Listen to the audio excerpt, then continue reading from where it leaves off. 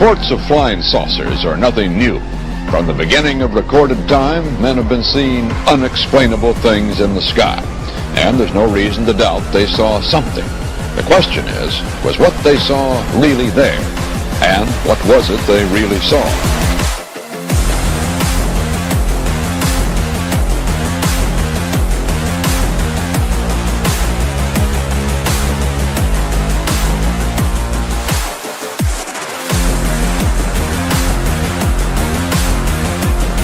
There's nothing to hide. There's nothing to hide at all.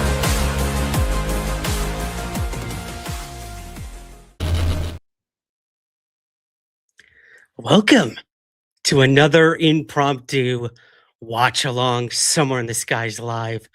We're so happy to have you guys here tonight, both vertically and landscape. Yep, that's right. We got two streams going at once. You can watch us on your phone or your device, your tablet, vertically right now, or you can watch us normally as you would on Twitch and YouTube and Twitter in landscape. Now, we are having some issues with getting all the chats all together. We've spoken to our software provider, our StreamYard software provider, and they shook their head and said, good question. So we're still trying to figure that out, guys. So if we miss any of your comments tonight, I do apologize. My suggestion is go to the landscape version.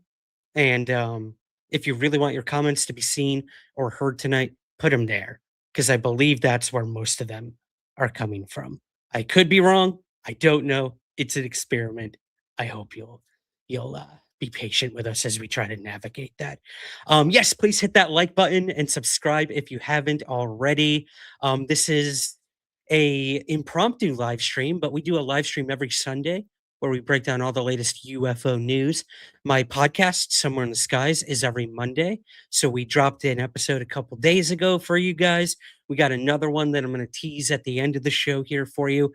But tonight is a special occasion. You see that poster behind me right there? Yeah, I know you know it. I know you know it. It terrified most of us throughout our childhoods and even into adulthood. That's right, Communion, the Whitley Strieber book. That's what we're going to be talking about tonight. Not the book per se, but everything. Whitley Strieber's story, his abduction, the aftermath, the evolution of his thoughts and theories about what he's been dealing with, the experiences of those around him, his family, his friends, the movie adaptation. We're going to watch a fun little short TV special behind the scenes of how the movie was made. We're going to be watching a very rare interview from The Late Show from 1988 with Whitley Strieber, where he breaks down his story. And then they go to the audience that is like comprised of 85% or something experiencers. So a very supportive group there for Whitley Strieber. Really fascinating interview that a lot of people have probably not seen before. So Suzanne and I are going to watch it tonight, break it down with you. And yeah, we're going to watch a couple other videos. We will be watching a short clip of Whitley Strieber's Hypnosis session. So just a forewarning, it may be triggering to some. We will let you know when we get to that portion of the live stream. And we're also going to watch a kind of a retrospective that Whitley had on his YouTube channel, where he was interviewed and asked about everything, up until today with what he's been through and the books, the movies, everything. So this is going to be a really cool journey through the life and the experiences of Whitley Strieber, one of the most iconic individuals to ever, come out of the abduction phenomenon. I have had Whitley on the show. We have interviewed him. Mysteriously, the YouTube version is gone. I went back into the archives to try to pull some clips from it. It's disappeared. I have no idea how or why that happened. I personally never took it down, so I don't know what's up with that. It's so weird. The audio version did exist, so I still have that. Thank God, because it was an incredible conversation. I hope to get Whitley back on the show very soon. If you're looking for a very immediate interview with Whitley, he was just on That UFO podcast with Andy McGrillen. You can check that out right now wherever you get podcasts. But yeah, this is going to be kind of a nostalgia bomb tonight. Trip down memory lane with the experiences of Whitley Strieber. So I'm really excited to dissect this with you guys. Hello to everyone in the chat. It's really good to see you guys. But before we bring Suzanne in and before we get to Whitley Strieber, I got to let you guys know about something super cool. So you've probably seen the ads or heard them on the podcast and on the live streams for Anomalous cards. And they are our sponsor for this month, the month of April. So I'm so happy to have them as a sponsor. I thank them immensely. And Anomalous Cards were so kind to send me a box of their cards. These are, think like trading cards or collectible cards for the UFO community. That's what these are. The most pivotal moments in 2025 have been all collected, and you can get them. You can get Anomalous cards. We have a link in the show notes for it. Right now you get 15% off your order with our promo code somewhere 15. But I thought it'd be pretty cool to unbox this tonight with you guys and take a look at some of these cards. So we're going to do that quick before we get to Whitley Strieber. And I'm just double checking all of the streaming stuff to make sure we're still good. Because it does look like we're not getting a lot of your chats. It looks like most of your chats are in the vertical version. Weird, weird, weird, weird.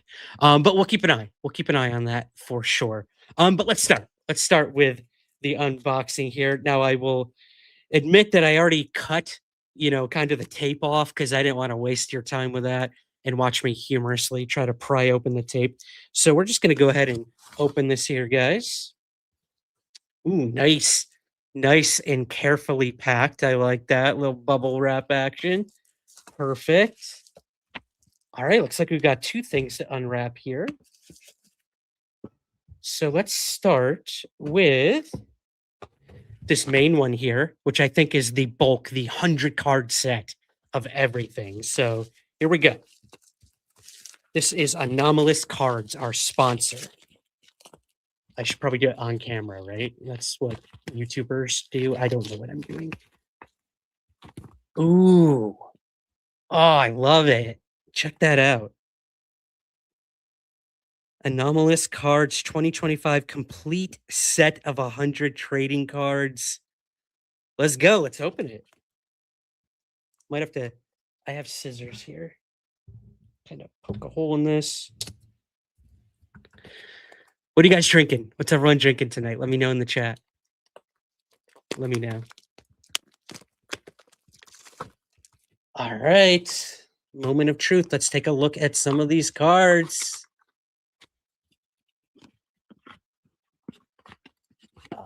Okay.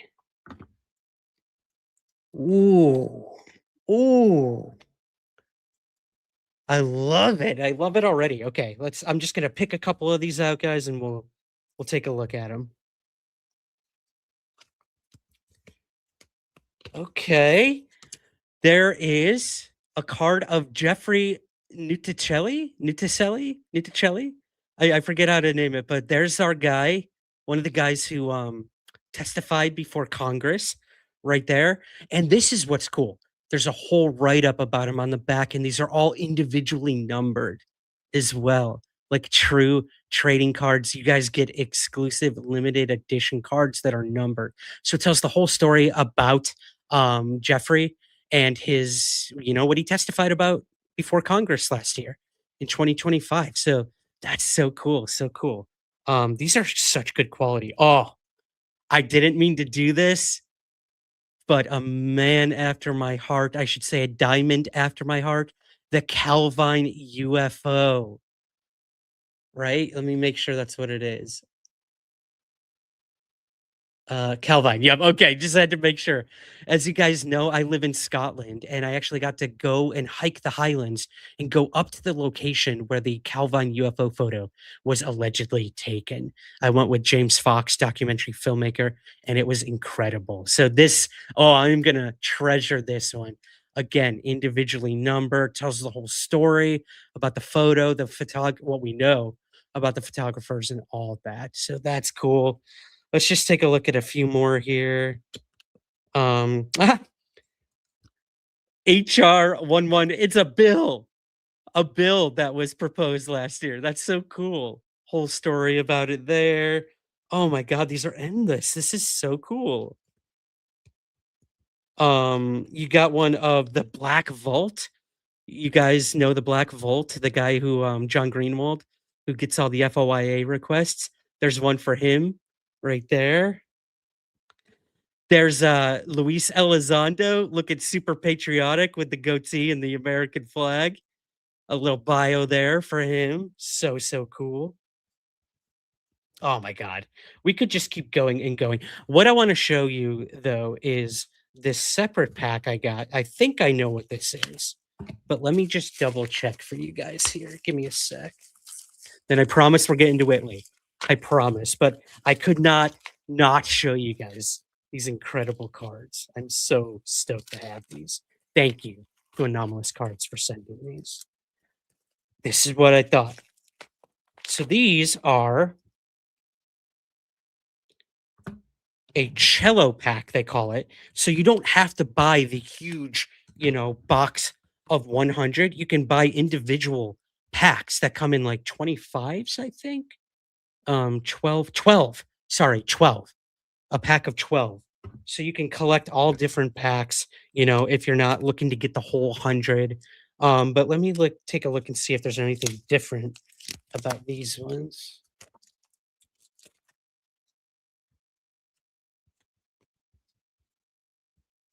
Okay. Kind of the same thing, but these are again individually packed. So you got like David Fravor there at the congressional hearing at the Washington what's it called? The Capitol. Good Lord. I'm an American, I swear. Here's one of Avi Loeb. Crazy stuff, guys. Again, I could go through all of these with you, but you should see them for yourself.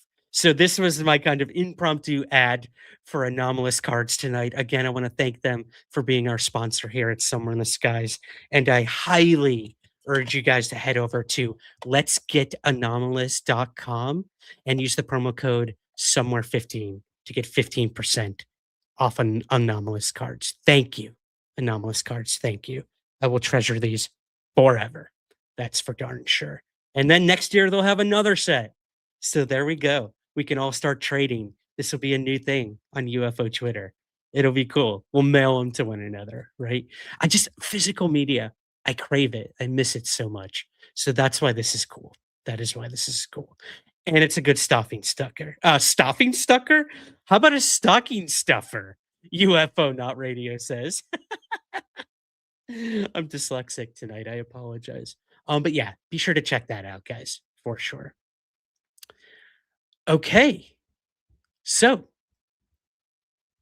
let's start our voyage down through the life and the experiences of Whitley Strieber with you guys tonight. There he is. Who's read the book? I see our moderator and co-host raising her hand, so I'm going to bring her in. Yeah, everyone's read the book. Everyone has read the book, but we're going to break it all down with you tonight. We're going to go past the book and just talk about all of it. So let's not waste any more time. Let's bring her in, our lovely co-host for tonight, the one, the only Suzanne Landers. Welcome. Hi, how are you? I'm good. I'm all distracted because I feel like something's wrong with the chat. I'm only seeing 2 or 3 people in it. I think it's definitely separating who's watching in vertical from who's watching in portrait or whatever you call that, because I'm only picking up some and I can see others. So if I see your comment, I'll try to put it on the screen for you, just so you know we see you, even though we can't respond. Exactly. Yeah, we'll try to keep both chats open. Yep. Excellent. So before we start, I want to get your kind of, I guess, initial thoughts. Like, what is your history with Whitley Strieber, the book Communion? Maybe kind of lay that out for us before I give you mine, if you don't mind. Yeah, happy to. So the group knows that my first experience with something perhaps not of this world was when I was 7 or 8. I was very little in a tiny town. So, gosh, date myself, but 1967, 1968. So Whitley's book came out, I want to say late 80s, early 90s, but it came out as a novel. It was not released as his experience. And so even though I had never let go of what had happened to me, trying to figure it out, looking constantly as technology changed, first on microfiche, looking at old newspapers, and then slowly as the internet emerged and matured, continuing to look. Somewhere in that early process, I read the book, but as a novel, and it still did not connect to me that what had happened to me might not be human.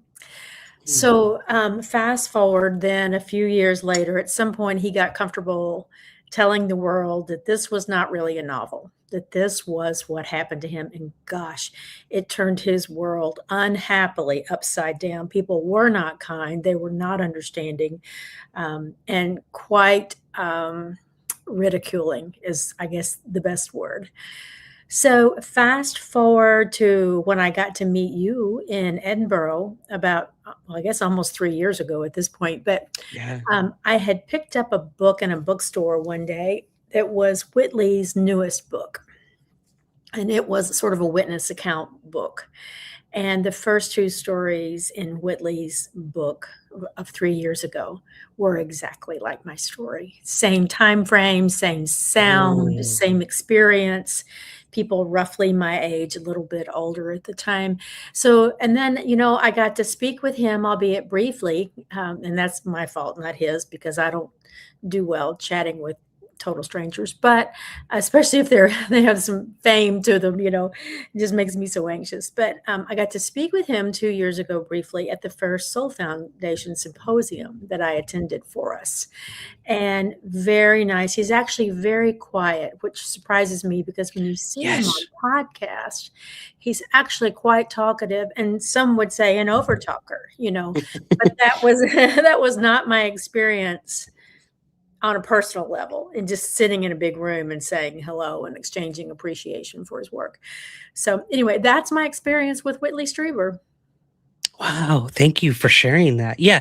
He is a pretty soft-spoken individual. I remember when I interviewed him, he was so his demeanor was so calm and everything before the interview.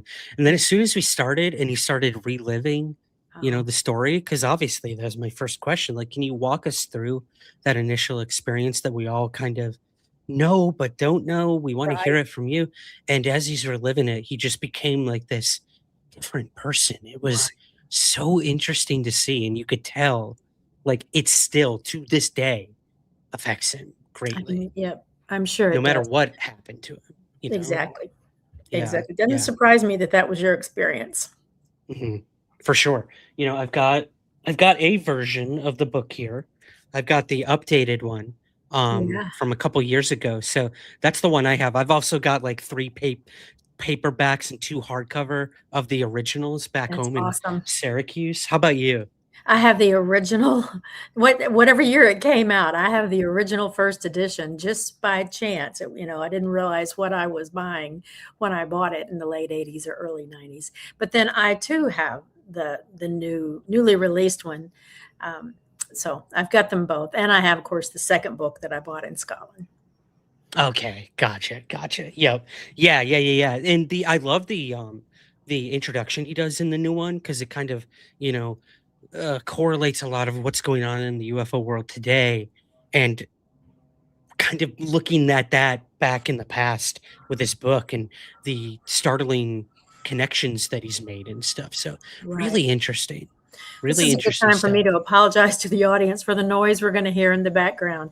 My house goes on the market in 48 hours. And so every kind of workman is here.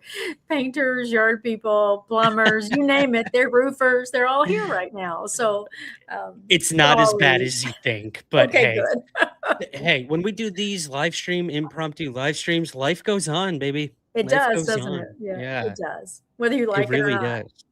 Yeah, absolutely.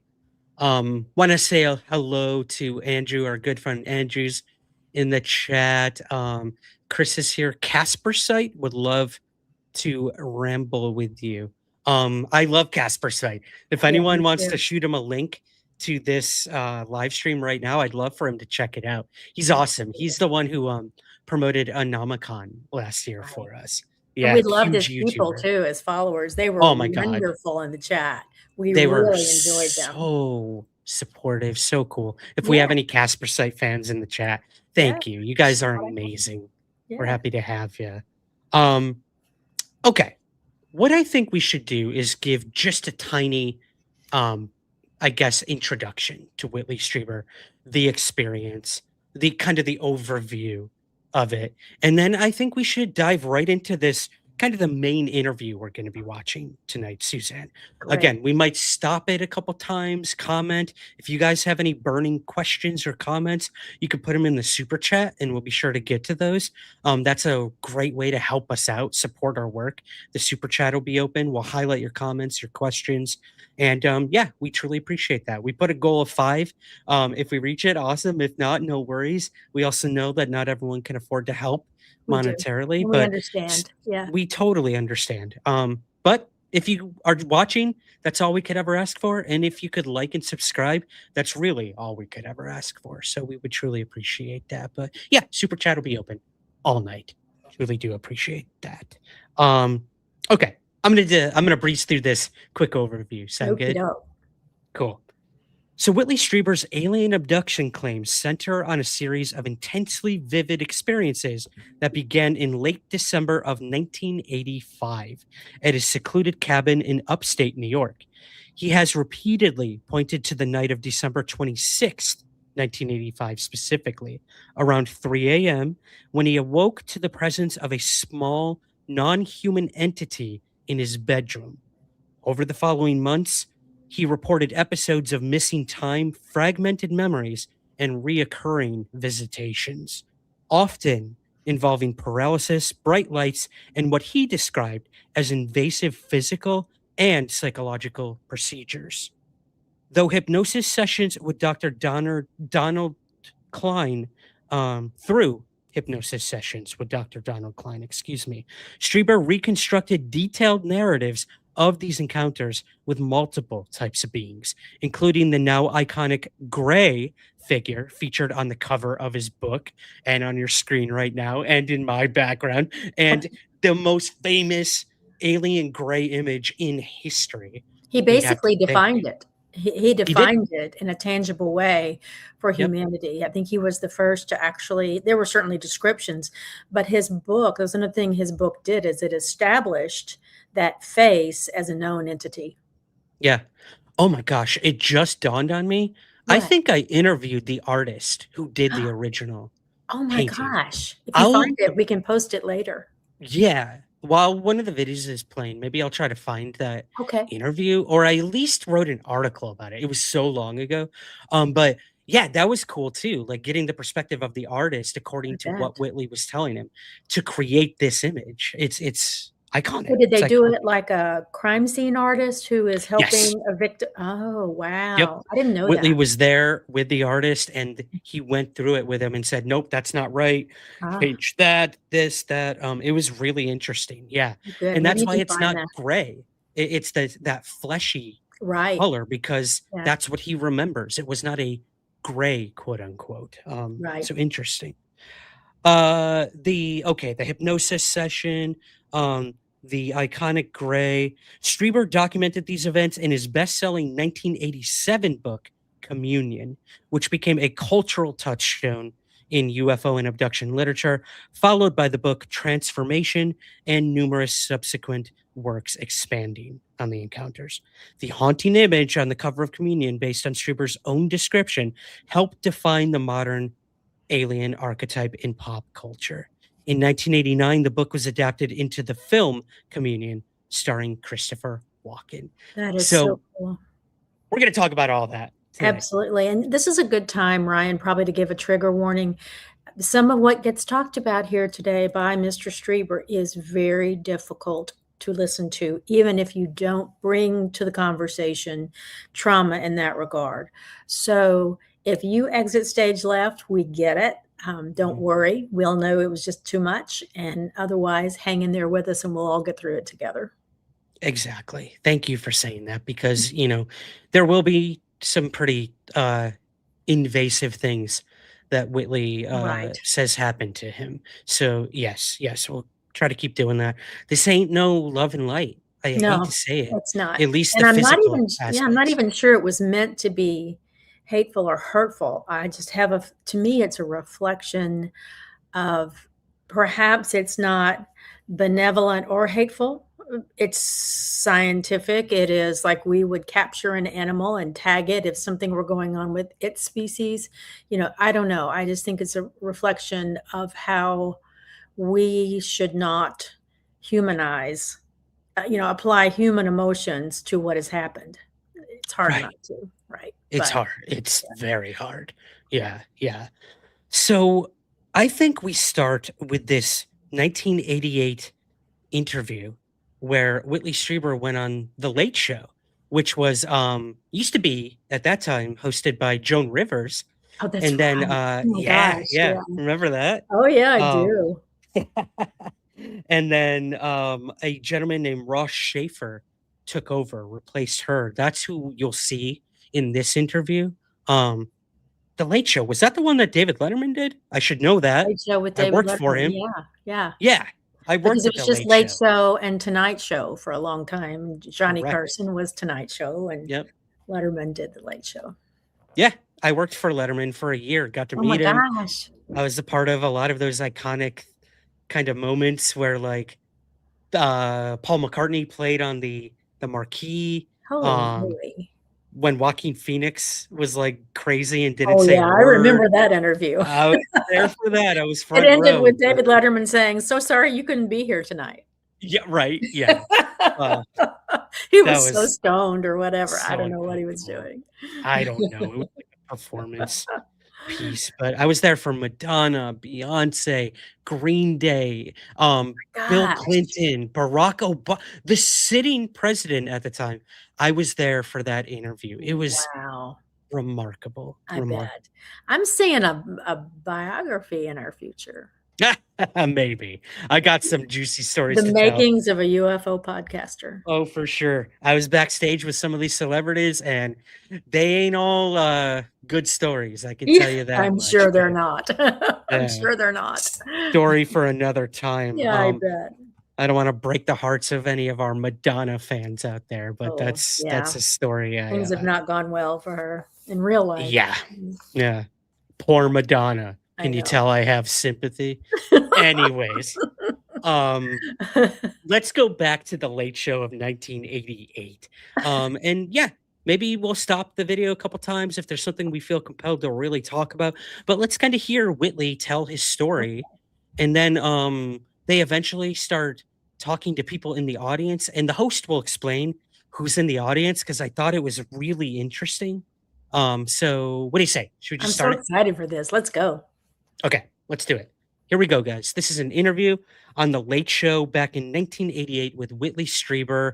I think Bill Moore, the UFO researcher, very controversial guy, Oh, yeah. was there at the time as well.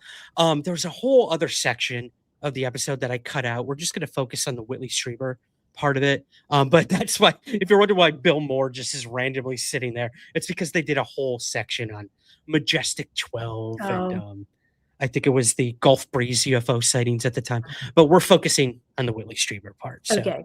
All right. We're going to shall try we to start? stay focused. Let's go. Let's go. Here we go. Let's remove this, bring this in. Okay, of course it's not gonna. Why would you play? Why would you work video? Would it be a live stream? We just need If it StreamYard to worked? leave everything alone for a week, and then we could catch our breath and figure it all I out. know. Okay, here we go. Okay, this time's charm. Welcome, everybody. Welcome to The Late Show. Now, folks, we have a very special program for you tonight. This is a special Late Show. We are going to examine startling new evidence that there is life on other planets and that aliens have been visiting our planet regularly. Now, we're going to look at pictures of UFOs. We're going to look at pictures and videotape that have never been seen on national television before. We're going to get first-hand accounts of the largest UFO investigation going on right now in Florida. And we're going to meet people who say that they've actually had contact with the aliens, and their stories, I must tell you, are very amazing. In fact, we have more than 60 members in our studio audience tonight who have had contact with UFOs, the largest group of UFO witnesses ever gathered for a television program.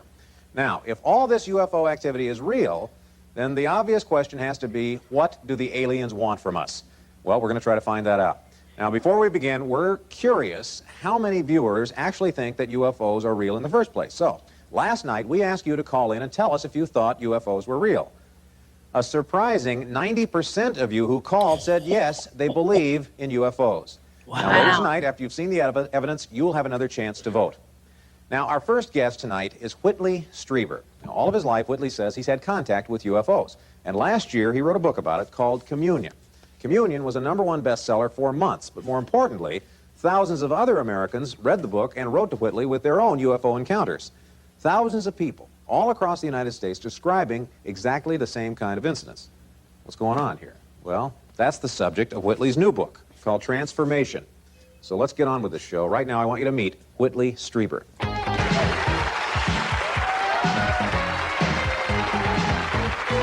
Love the music. Little 80s music.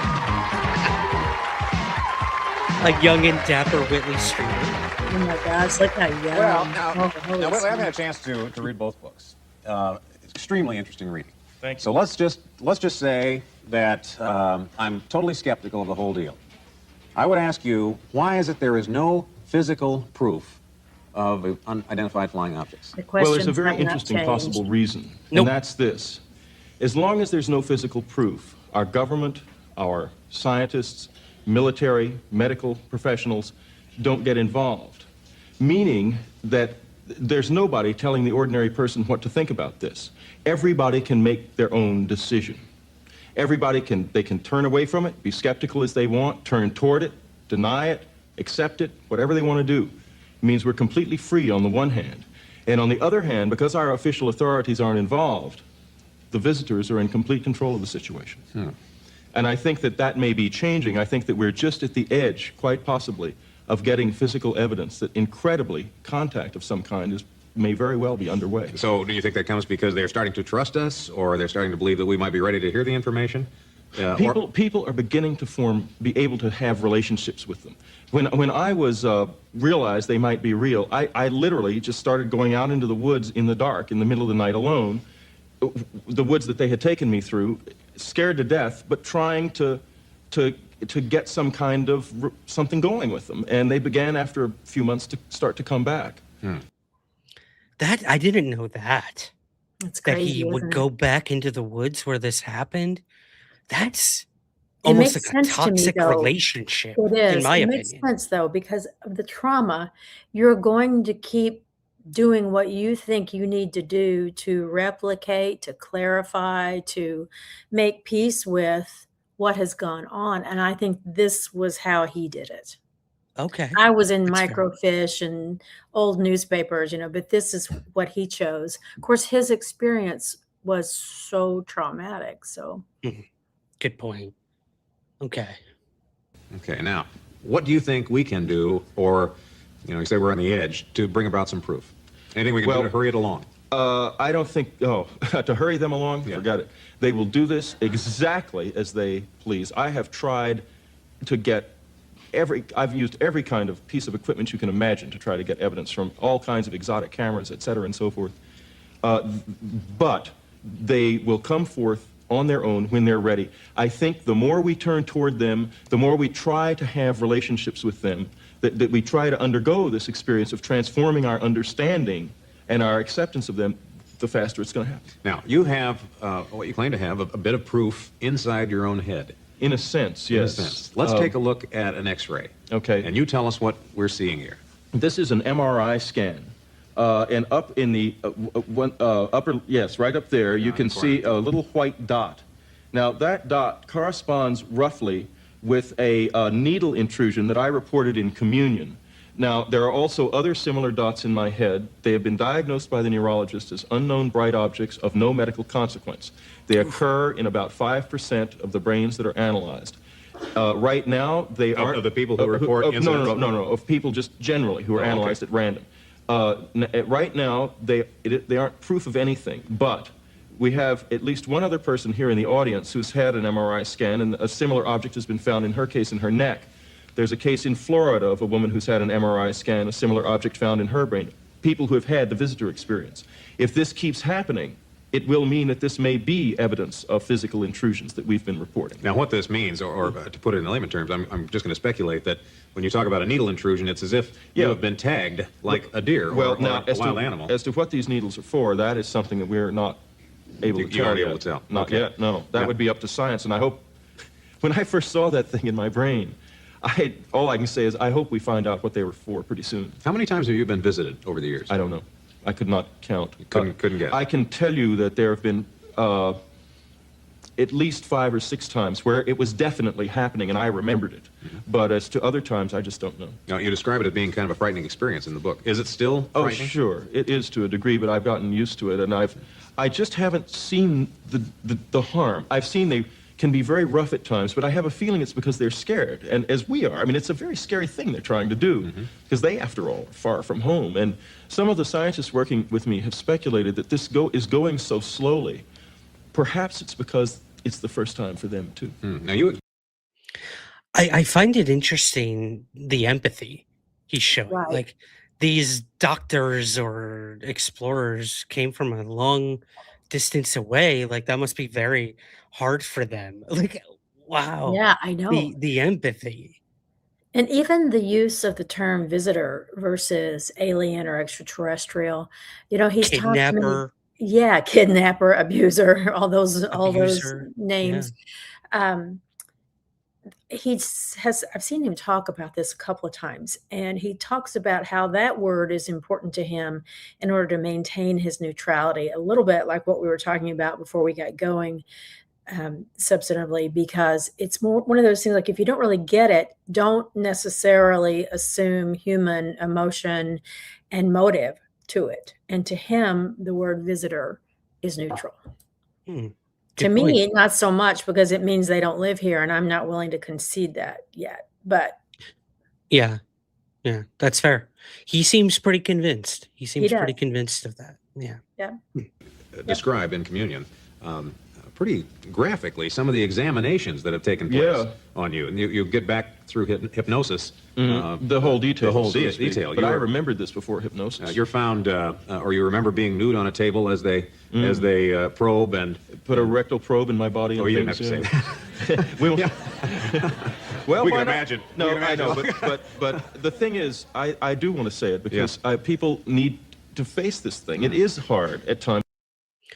We have to acknowledge that this is where the entire cliche of anal probes really started when it comes to abduction experiences. And of course, the host laughed about it. Of course. And makes everyone Whitley uncomfortable. Whitley entertained it, the humor of that, but that was not a fun experience for him, clearly. It wasn't. Clearly. And it's just one of those human things. They laugh when they're nervous. We laugh when we're uncomfortable. And I think it's all those things. And no one is hearing this before, right? This isn't something that prior abductees have talked about in such a public way. I'm sure they talked about it, but just not on The Late Show, or big national audience. So, yeah, pretty brave of him to go on a late night comedy show. For sure. It did just destroy his life for a while. It did. Yeah. But it also may be true that what they were doing was making sure that I would not get diseases or something, or that I was immunized or protected from something in their atmosphere that would be dangerous to us. Are they benevolent? You say they're rough with you sometimes. You think they're friendly? My experience has been that when I turned toward them and tried to relate to them, I was opened up deeply and profoundly in ways that I absolutely wouldn't trade for anything. Whether that means they're benevolent or I just made good use of their presence, I don't know. But I do know that if you break through the fear and start working with this inside yourself, you can really make something out of it. You've touched them, actually, and you talk about that in Transformation. And they've touched me. They've touched you, and their family. Your family has been physically touched. Oh, Or yeah, members of your family. my little boy has had this. What is that like, or how does he describe it? Well, he said that one night before Ann and I breathed a word about this to him, he suddenly came and said to me that there were these little blue doctors, as he put it, coming into his room at night and shining these big lights on him. And what was that about, Daddy? Well, Daddy did not know what that was about. Yeah. I just about died when he said that to me. I was frantic. But he's healthy, he's happy, he's bright, comfortable with his life. He does not have nightmares about it. And his take on it is the visitors can be real sometimes. Anything happened to you recently? Well, the most recent things that happened was I had a direct confrontation with them in January. I went within about 50 feet of them. They were beyond some trees with this great big huge gray shape, and I could see 3 figures line up in front of it as I came forward. I did not go all the way, and the reason I didn't was that I thought if this isn't working and if I don't come back, then my wife is going to be left. I just couldn't do it. I'm not ready yet. And I would probably do it now, because I've learned a lot since then, but then I wasn't quite ready. In June, there was a very interesting thing that happened at my cabin, because I've been quite desperate for verification. And I had 3 journalists and 6 people who have had the experience before and are comfortable with it up at the cabin. And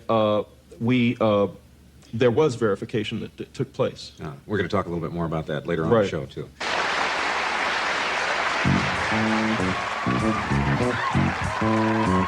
Tonight, now here in our studio, we have gathered the largest group of people who have ever had UFO experiences in a television audience. And we're about to hear some of their stories right now. And I want you to meet Deanna Dubé.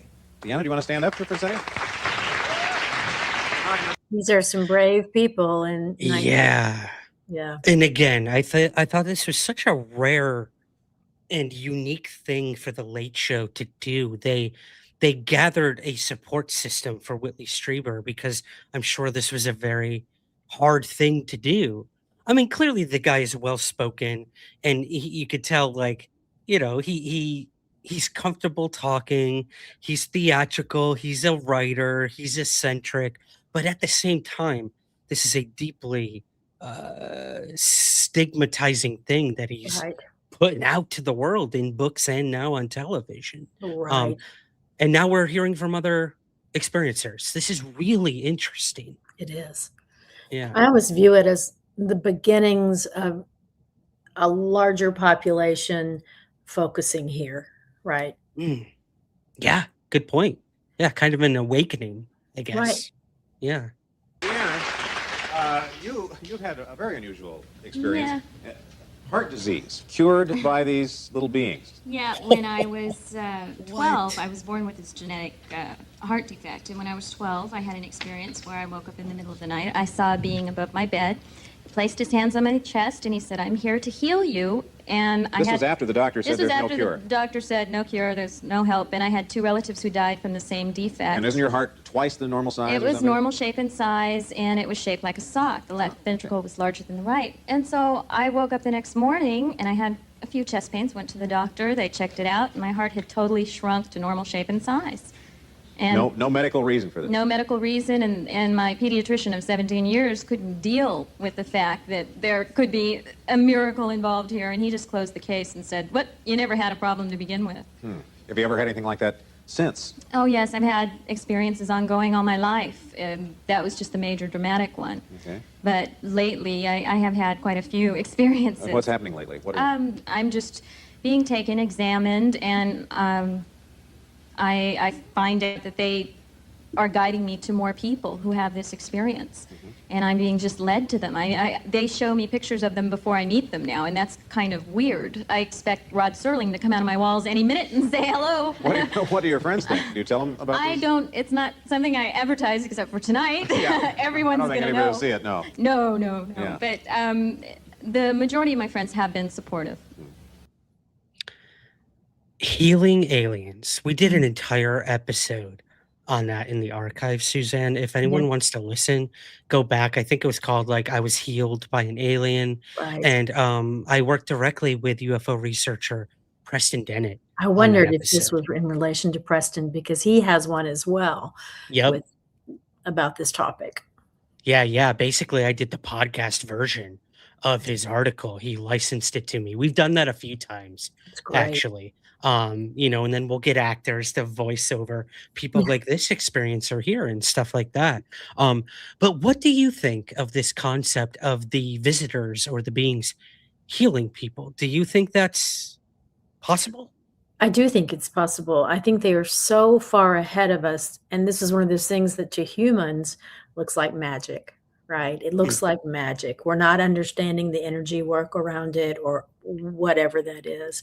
But I think we have to keep in mind how far ahead of us they are. We watch their craft. We can't do what their craft do, so this doesn't surprise me at all. Very open-minded about this.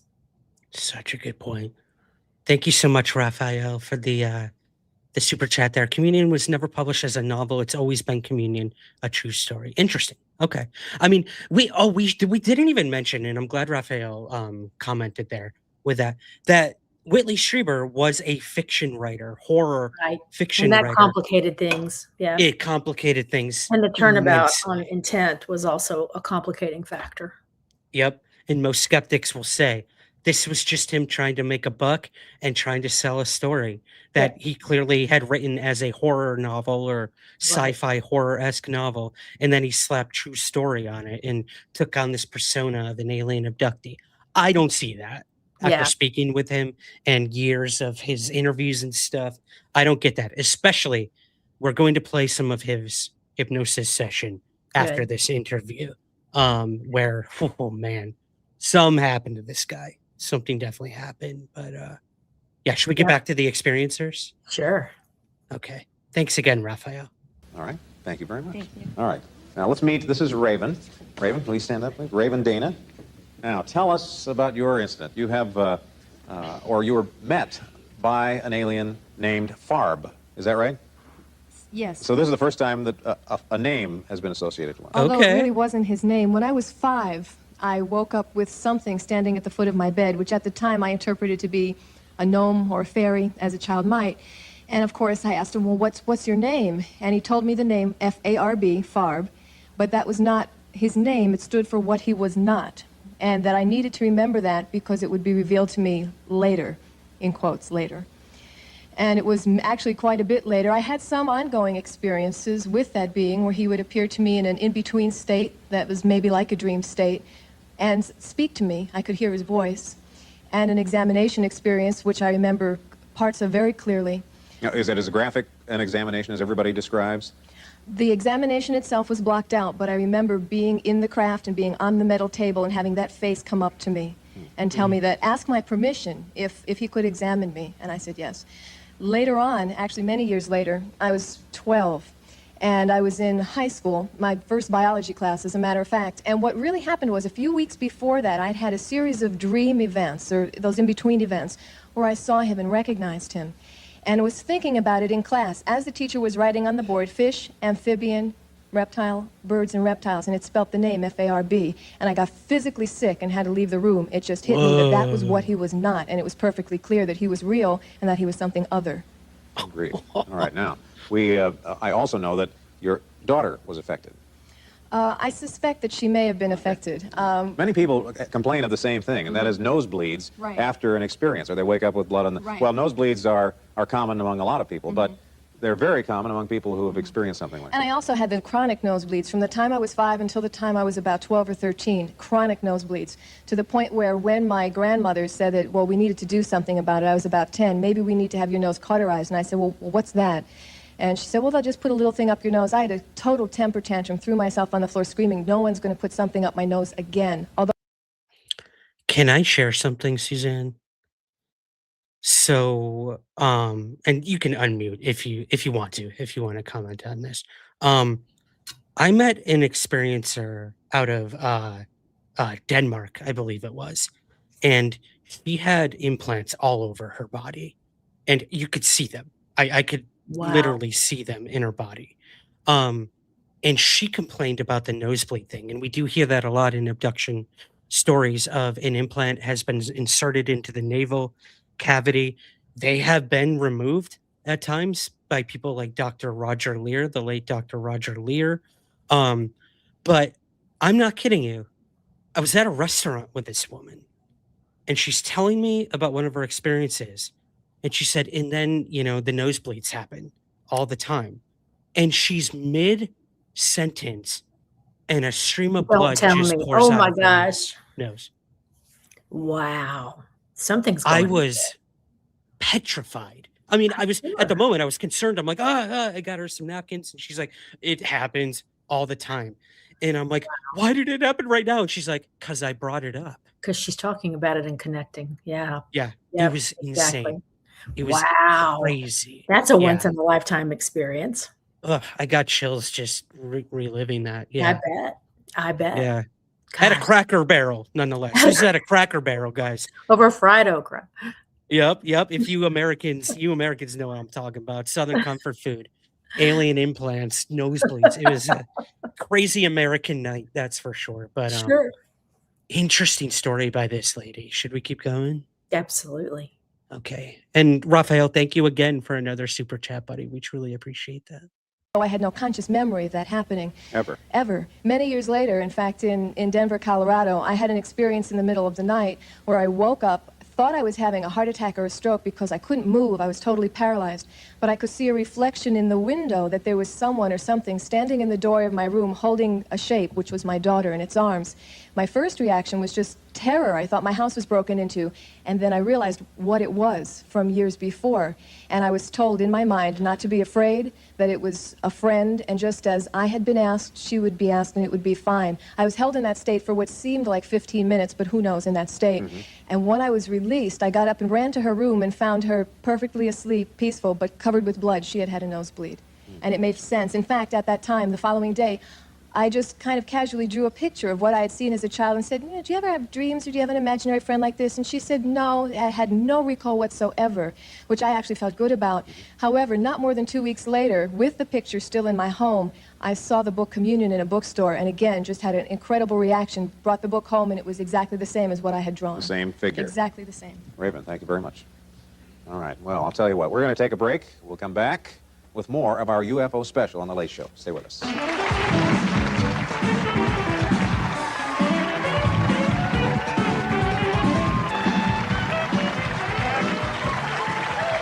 Welcome back to The Late Show. Now, we have been listening to real-life UFO experiences, and I am curious to know how many people in the studio audience here have seen a UFO or an alien or know somebody who has. Just applaud.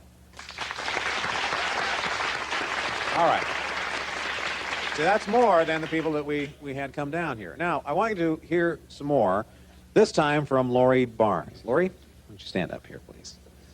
Okay, now, Lori, tell us about your first visit from one of the aliens. All right. My first experience was in 1954, my first conscious experience, I should say, that I remember vividly. I was in my mother's house in Massachusetts. What did they look like? Well, this was when I saw a huge saucer. Ah, okay. But first, I heard a voice. I was sitting in the living room with my brother playing board games. And I heard a voice. It was very strange. It was saying, come outside, and you will see something. I took my brother trailed along after me, and almost immediately that we got out, this huge blue and white pulsating ship came, I think, from the eastern horizon, and came very close down and stood perfectly motionless, spinning, and then made a little circle above our heads, and then continued down over the left horizon. But that was the beginning of... That was the first time? Yes. I have seen that same ship every so often. Where do you live? For years since. Well, this happened in Massachusetts. This is in Massachusetts. I'm now living in New York, but All right. that happened in Massachusetts. But the only times that you have seen it have been in Massachusetts? Oh, no. You've seen it elsewhere? Yes, I've seen Okay, now, it. have you seen the beings themselves, the little, Yes, the little I have. gray men, or so to speak? Certainly have. How would you describe what they look like? About 3, maybe not quite 3 feet tall, about 3 feet tall. I never had a tape measure. But I would Small. say, yes. Okay. And very stocky and very strong. And because they lift you and they handle you, and there's no doubt that they're very strong. Shape of eyes and head, anything? The eyes are huge, like enormous toy button eyes, and very glinty, and they dart around a lot. And the skin is a sort of a silver gray blue, with maybe a little more blue in it. People speak of little green men. They're actually blue. Oh, okay. Okay. All right, well, Oops, I was muted. She is so sweet. She is, and she's brave, especially for her age in that time, coming Absolutely. in and telling her story. Yeah. Yeah, yeah. Um, it's so interesting too to hear different experiencers describe the beings. Right. They're all a little different. If they all Oh, matched yeah. exactly to Whitley Strieber, then I think there'd be a problem. I would I be think so like, too. you Yeah. know what I mean? It would be too influenced by him. But the other woman brought up too that book cover triggered so many alien abductees and brought back memories, It did. which Strieber would eventually write about in the book that you read about the witness experiencers and all Right. that. So, yeah, interesting. I like this woman, her hair and her I do pearl too. She's got the earrings. They queen got me. hairdo. Yeah. I love it. I love it. All right. Her little blue beings. Very Yes. strong little blue beings. Very. Thank you very much. Thank you very much, Lori. I want to move down here to Ed Conroy. Hello, Ed. How are you? I know you've had an experience. Now, Ed, you are a journalist. Yes, that's right. I'm And currently a columnist for the San Antonio Express News. okay, now journalists are typically pretty skeptical people. Yes, right. It's our profession. to be Yeah. that. All right. So you are not the kind of guy that would get sucked in by this unless you really believed it. Well, am I guessing that right? I like to think that I'm not the kind of guy who would get into this unless I knew something about it. And I've been making an effort to know something about it through my own investigation. I was first handed a copy of the manuscript of Communion well over a year ago, but I didn't want to touch it originally. It was only after reading a lot of Whitley's works that I began to investigate him. I'm currently writing a book entitled Report on Communion, which will be published in next year by William Arlen Company. Okay. Now, but you had an experience before you read his book or before you read the manuscript. Well, yes, that's right. And what was it? I had an experience of waking up in the middle of the night and knowing that someone was in my apartment. I was terrified. I looked for a block of wood next to my bed, a back massager. I wanted to defend myself. The next thing I knew, however, I had gone from an upright position in my bed to being just completely flat on my face, and it was in the morning. I was waking up, and I saw that there was a good-sized splotch of blood on my pillowcase and another one down below that. There was a dull, sore sensation in my right side of my head, a little bit of dried blood on the nostril, and I was very scared. I'm even scared now talking about it. It brings back the feeling. And so I was ill for a period of about a week after that, dealing with that. After that experience, I was convinced that there was indeed something to this. I had read stories about insertions of probes and so forth. So I've had a number of subsequent... Did you have the same feelings that Whitley did about thinking, I'm a crazy person here? This couldn't have happened to me, and if it did, I'm not going to tell anybody about this because it's UFOs. Well, I wasn't prone to question my own sanity, Ross, but I did think that this was something that I needed to be quite careful about. I finally decided to start talking about it about 6 months ago. Oh, thank you very much for putting it on our show. Thank you very much. All right.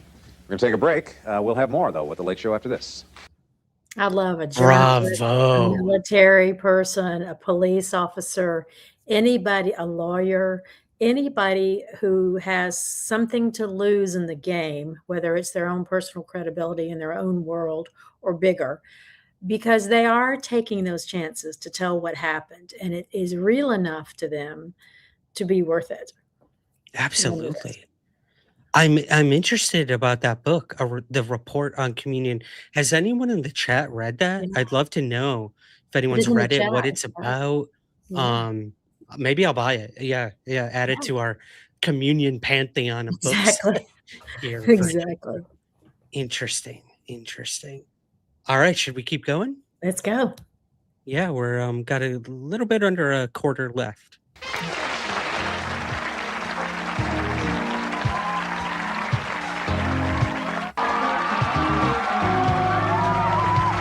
Welcome back to our special UFO Late Show. Now, we've been talking with our studio audience about their abduction experiences. And now joining us via satellite is a psychologist who is studying the whole abduction phenomenon. And he feels that there are other explanations for some of these experiences. Please welcome from New York, Dr. John Gleidman. Hello, Dr. Gleidman. Hello there. Now, what are the alternatives? Let's play the skeptic's corner now. What are the alternatives to this, quote, visitor's experience? I already hate him. Why do you already hate him? That look on his face. Oh. Yeah, He's getting ready to be a skeptic. He is, but you know what? I'm glad they did this. We need to see the other side, and we need to hear from a psychologist What's his agenda, his motive, what is he about to say? I don't know. But I guess let's hear him out. But All right, already we'll I'm kind of like, I got my eye on you. I'm pegging you. Yeah. Yep. Experience. Well, I'm a sympathetic skeptic. I take very seriously the material that's been presented tonight, but I would want to remind the audience that there are other possibilities that may happily coexist with the hardware possibility that we've been talking about. There are many aspects of a traditional religious experience to some of the abduction narratives that I've encountered. All through human history, people have had amazing encounters with angels, demons, you name it. This is the late 20th century. It's entirely possible that in some cases at least, instead of seeing an angel, some of us, when we have our religious experience, will see Captain Kirk or Jean-Luc Picard from the Enterprise instead. So that's one kind of possibility. Another that certainly has to be kept in mind is that the mind itself, the brain, is a wonderfully complicated and quite mysterious organ, that every minute of our lives the brain is producing a simulation of the physical world. It's always able to produce images that seem very real, otherwise none of us would make it through a day. Some of us may have brains which are quite normal, but also have the additional ability of occasionally having a glitch, which might prove to be a transcendental glitch in some cases. In other cases, it might lead us to an alien encounter. Dr. Gleitman, yes. What about this possibility? Many of us have common dreams. Many of us have the same dream that our teeth are falling out, or have the same dream that we're flying through the air, or that falling from a building. Now, that's a common dream, as maybe a common hallucination, let's say, of little men in our bedrooms. Could that be an explanation? That's certainly on the menu of possibilities. Let me emphasize that nothing can be fully ruled out right now. Although naturally, I, as a sympathetic skeptic, am going to have to see some bolts from the spacecraft before I incline in that direction fully. Although I have great respect for what would say Brian O'Leary and also other investigators of the Florida phenomena, Bruce Maccabee, have said. Do the stories bother you from a professional level? You're a doctor, you're a psychologist. I'm a psychologist. I'm not in the therapy side of psychology. I'm a research psychologist. Bothered? Well, I know from my study of neurology and neurophysiology that many strange experiences are produced by minds which are perfectly normal in many ways. Whitley has mentioned at the very beginning of the program the things that the brain scan revealed in his own brain. He was careful to point out that perhaps 5% of people given such a scan reveal such anomalous structures. Until we know a lot more about what's going on, I think we just have to put that data along with everything else up for grabs. It's on the menu of possibilities. Dr. Gleitman, thank you very much for joining us tonight. Thank you. All right, we're going to take a break. We'll be right back, folks. Stay with us. Not terrible. Not horrible. Good luck getting those bolts. Yeah, good luck. Yeah, good. And even that fundamental thinking that there are bolts, you know, compared to some of these plasma-looking orbs and light structures that we see, you know, we had to come a long way to get to where we are today from that comment. Right. You know, it echoes Betty Hill, who tried to get a book or something from the visitors. Yeah. And then it did, like, it just either dematerialized or they took it back or something. You know, she was like, yeah, I need tangible proof to bring back with me. And she couldn't. She tried and she couldn't. So just before I left the Santa Fe house a month ago or so to come get this house ready to sell, I was having these long watch sessions with some orbs over Los Alamos. And so in my mind, I would send sort of the message, I would like to video, MAV video, and they go away. They go dark. And then a little bit later, they're back and I watch for a while. And then I say, I would really like to take a photo, and they go away. So something's going on there. Weird. Yeah. The parapsychological. Yeah. They don't want it. Yeah. That's interesting. Really interesting. And yet there's so much video out there. So I don't understand it all, but. Yeah. Yeah. I mean, who knows? Who knows?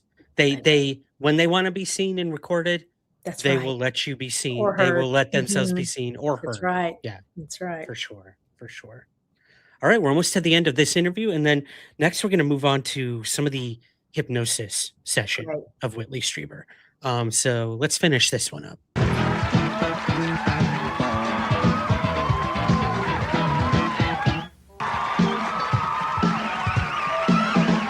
Welcome back. Now, once again, we would like to know what you think after all that you've heard here tonight. Do you believe in UFOs? Do you believe that we're being visited by extraterrestrials? Well, if you say yes, the aliens are real, call this number, 1-900-220-2788. I If you say dare no, you, Suzanne. UFOs are Call it. imagined, call 1-900-220-2799. Once again, the number, if you vote yes, 1-900-220-2788. If you vote no, 1-900-220-2799. I must tell you that each call costs 50 cents. We'll take a break. We'll be right back. 50 A cents! blast from the past where you had to pay a toll. Time, Yeah. folks. Yeah. But you have seen the evidence. Is it fantasy? Well, it may be, but suspend your skepticism for just a moment. Suppose aliens have rewritten the laws of physics. Suppose that they can cure disease telekinetically. Just suppose they are studying us for our evolutionary process. Then, if we ever meet these space travelers, as Whitley Strieber's book Transformation says, there will be great wonder. Great wonder. Thanks a lot. Good night, everyone. Whitley, thank you very much. Brian? Bill?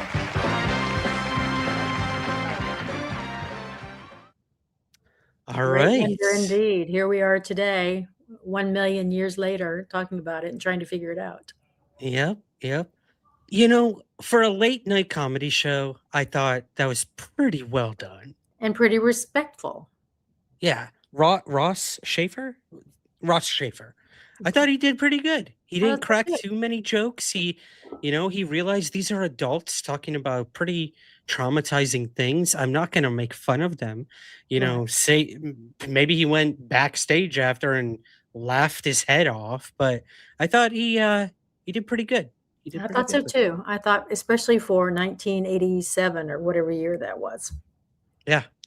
87, I believe you're right. Okay. 88, 1988. Yep. Okay. Let's move on to the hypnosis session. All right. Now, this thing was 46 minutes long. I'm only playing 3.5 to 4 minutes of it, and it's at the very beginning when the beings entered the home, the cabin of Whitley Strieber. We're not getting into him on the craft or anything like that. I will link to the full hypnosis session for you guys in retrospect after this, so you can hear it. Again, be forewarned, it's pretty troubling to listen to the whole thing. And the clip we're about to play is troubling. So here is your warning.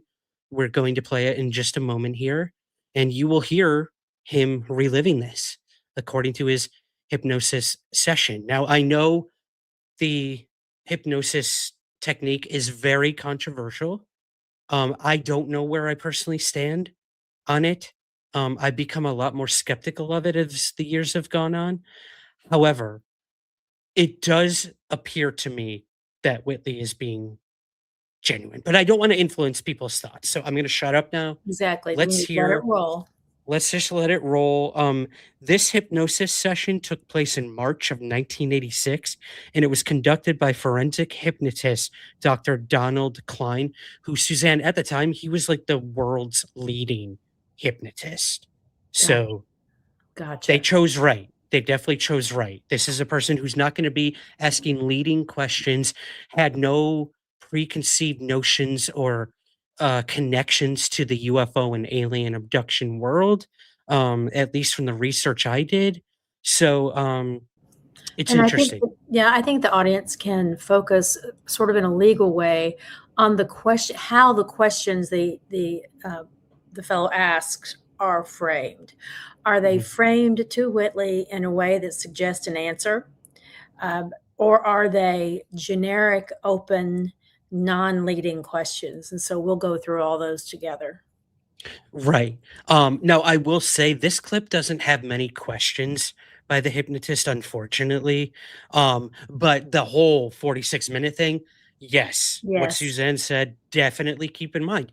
Look for those if they're leading questions, and then make up your own mind. If you think Exactly. Whitley was being led, if you think he's, I don't know, but let's just listen.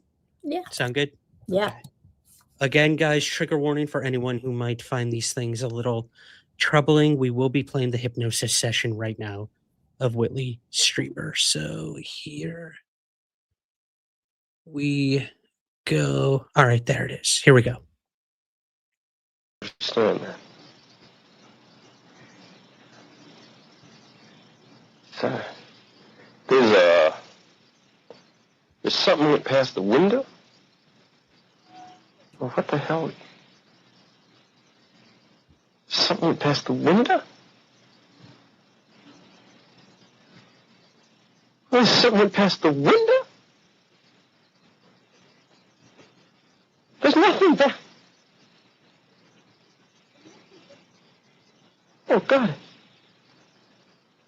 And the house is...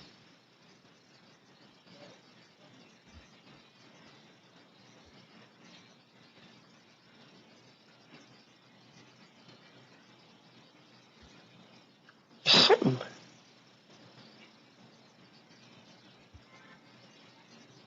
Can you see it? That one past the window. I think they...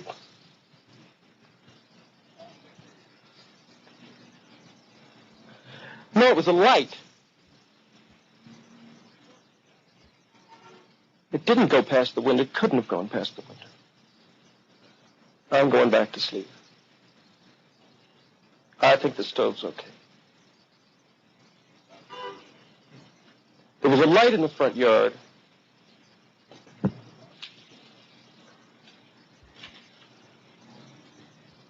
I keep thinking, who the hell is that? Is that somebody?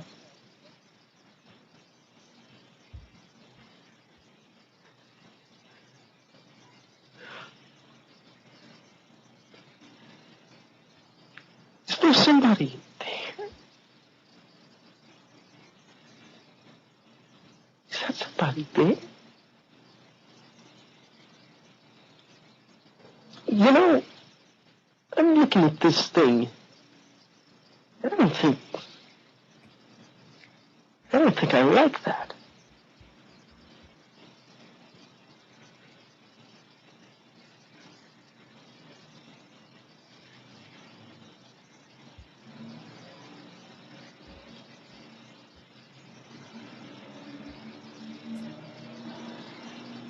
Relax. Relax a bit. And at your eyes, just relax. And you find your eyes are falling again. Falling back. Falling right back. You're going to stay relaxed now. Yeah. And you're not going to open your eyes. You're just going to stay relaxed and comfortable. But hey, what was it you saw? I saw something that looked like it had a hood on it. Standing over by the wall near the corner in our bedroom. And I don't want it to be there. I don't want it to be there. Please. Darling. You can only do it to me. For Christ's sake. No. Dad. What the fuck you doing to me?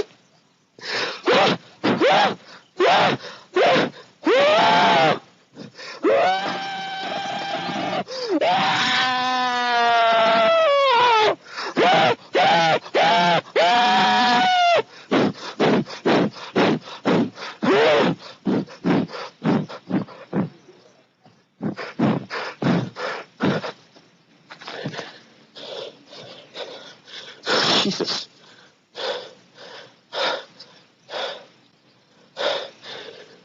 I feel like I'm going to throw up in a minute. Holy shit. I'm sorry. Oh, God. Wow. Wow. So upsetting. And that was just the beginning. The Right. being in the room. That wasn't even the abduction. Right. What do you think? What did you make of that? I think those clip? primal screams are so concerning. My goodness, if he's acting, he's doing an excellent job. And I can Right. tell you from watching him in interviews and my brief interaction with him, he's such a quiet human. I don't know. I think he's telling what happened to him. Yeah.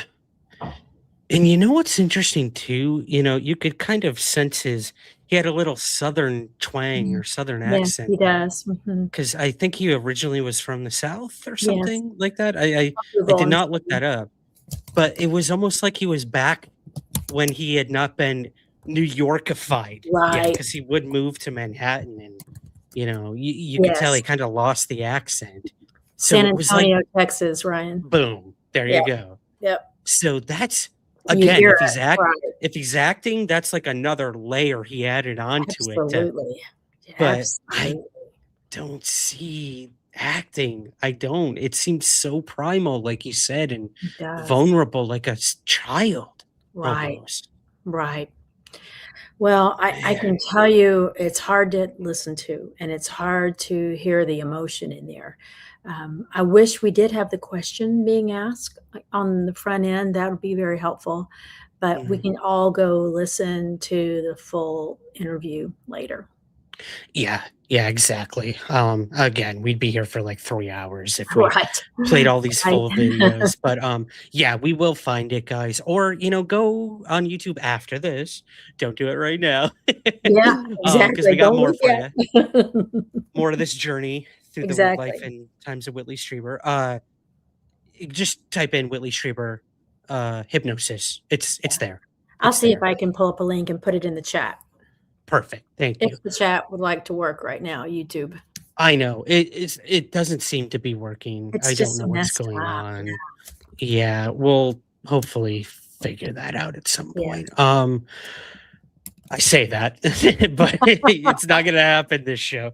The next thing I want to move to, Suzanne, is implants. A Yes. lot of the experiencers in that interview mentioned implants.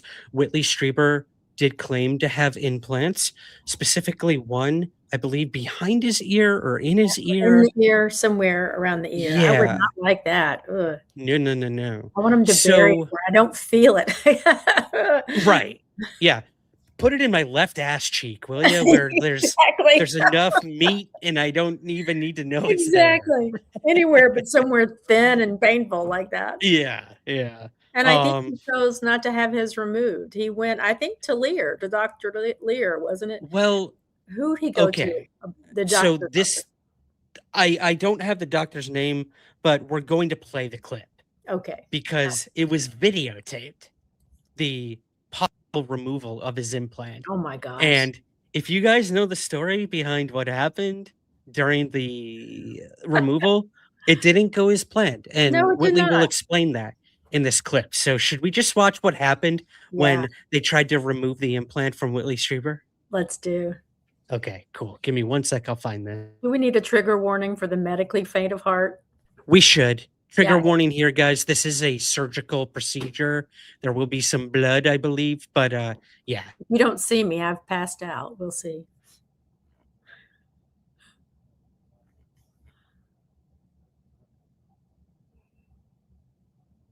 Whitley Strieber. What you're going to see today is 2.5 or 3 minutes of a video that was taken of the attempt to remove an implant from my left ear. I remember and have described in my book Confirmation exactly what happened as this thing was placed in my ear by some human beings, some people, in the middle of the night at my old cabin in upstate New York. Been very disturbed by it, and the doctor attempted to remove it with some quite surprising results, which you will see. Very good. Okay. Let me go ahead and just make an incision around that. There you go. Just feel it again. Is there going to be a lot of blood? No. I mean, should you put something on my shoulder or something? He's sticking at his shirt. Right, not because he's... No, it's not. I'm not concerned about the shirt. A lot of blood. Oh no.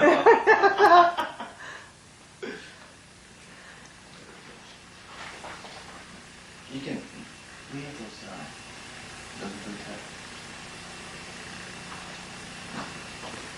Such an extraordinary challenge, like both of your professions.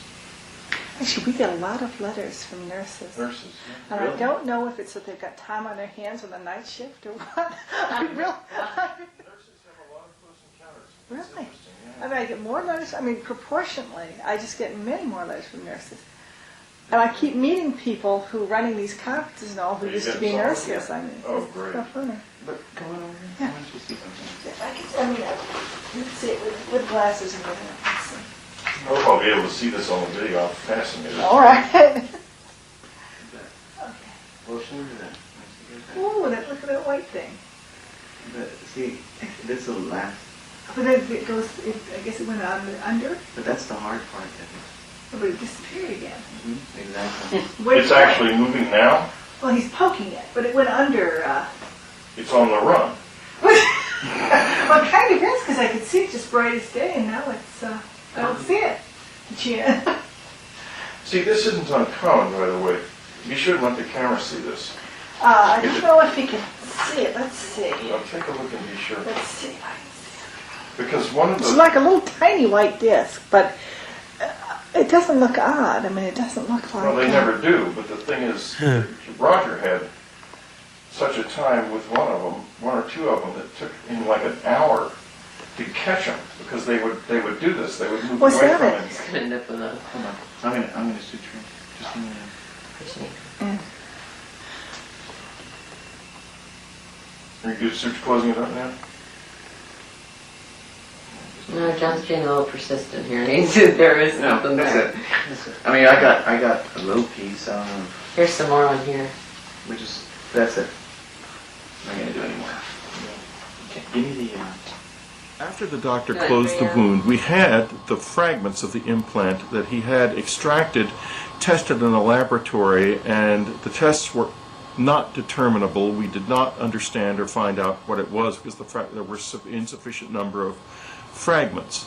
I elected to leave the object in my ear, where it remains to this day, because given the fact that it could move on its own the way it did, I thought that maybe we were beyond our knowledge and abilities in attempting to take it out. Ooh. I know. Chase it for an hour and give up. Yeah. That's crazy. Isn't it It was crazy? moving. Yeah. And I think it's so interesting because whatever these things are, they're clearly the equivalent of hypoallergenic or whatever you call that. They're not prompting autoimmune reactions. They're hard to catch. They're, tiny little things of import, but I don't know what they are. Your guess is as good as mine. A lot of these implants are often like they look like calcified sort of fatty tissue or something like that. But with Whitley's, I believe when Dr. Roger Lear, like he had mentioned in that video, looked at it, the thing was scooting all over the place. Yeah. And when they looked closer, it looked like it had like circuitry to it, Oh, yeah. which Yeah. is Can crazy. you imagine Crazy. feeling that in your ear if we put ourselves in Yeah. this position for a minute? Yeah. Oh, I would not like that. No. And, he mentions like, look, this thing clearly does not want to be removed. Maybe I shouldn't remove it. Exactly. And he might have saved himself He may with that. have. Like, it's there for a reason. It's not meant to be extracted, at least by humans.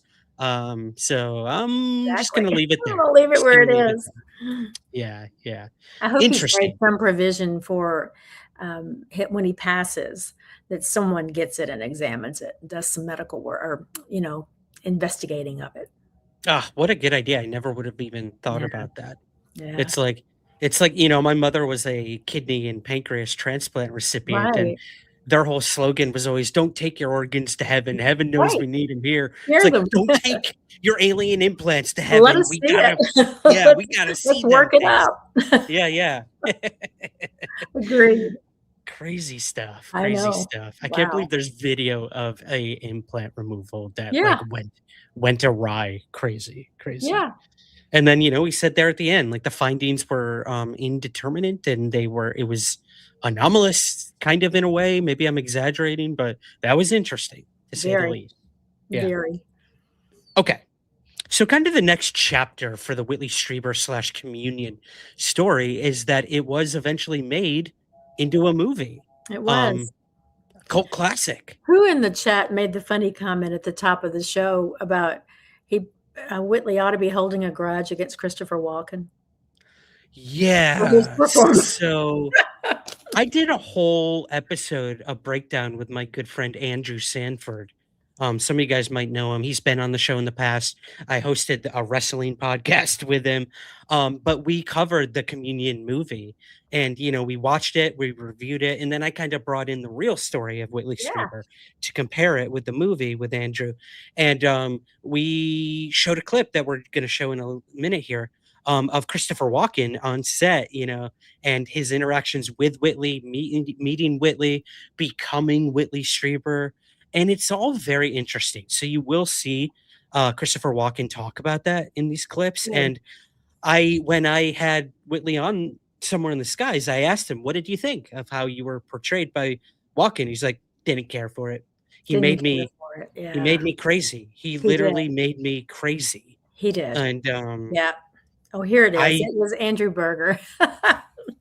Yeah. Nailing it as usual. I think there was even a point where Whitley went up to Walken and was like, hey, you're playing me a little nuts. over the top, little nuts. And then Walken said to him, well, if the shoe fits. So make of that what you will. Oh my gosh. As we say in the South, oh no, he did not. Oh no, he did not. Someone needs a whooping. Somebody needs a whooping.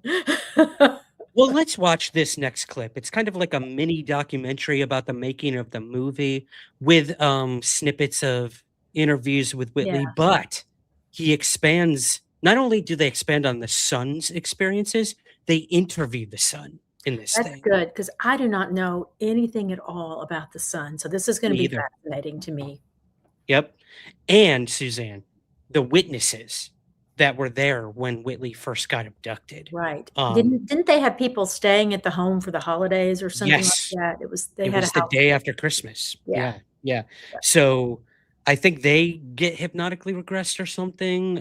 We'll see in the clip. But this will be the next kind of lengthier video, but it's not that long. I promise. Okay. I promise. And then we're going to end the night with a retrospective video of Whitley, like just a couple of years ago, talking about all of this, where he stands right now. So let's play this making of the Communion movie. I found this fascinating. And we're going to hear from Christopher Walken too, which will be interesting. For better or worse.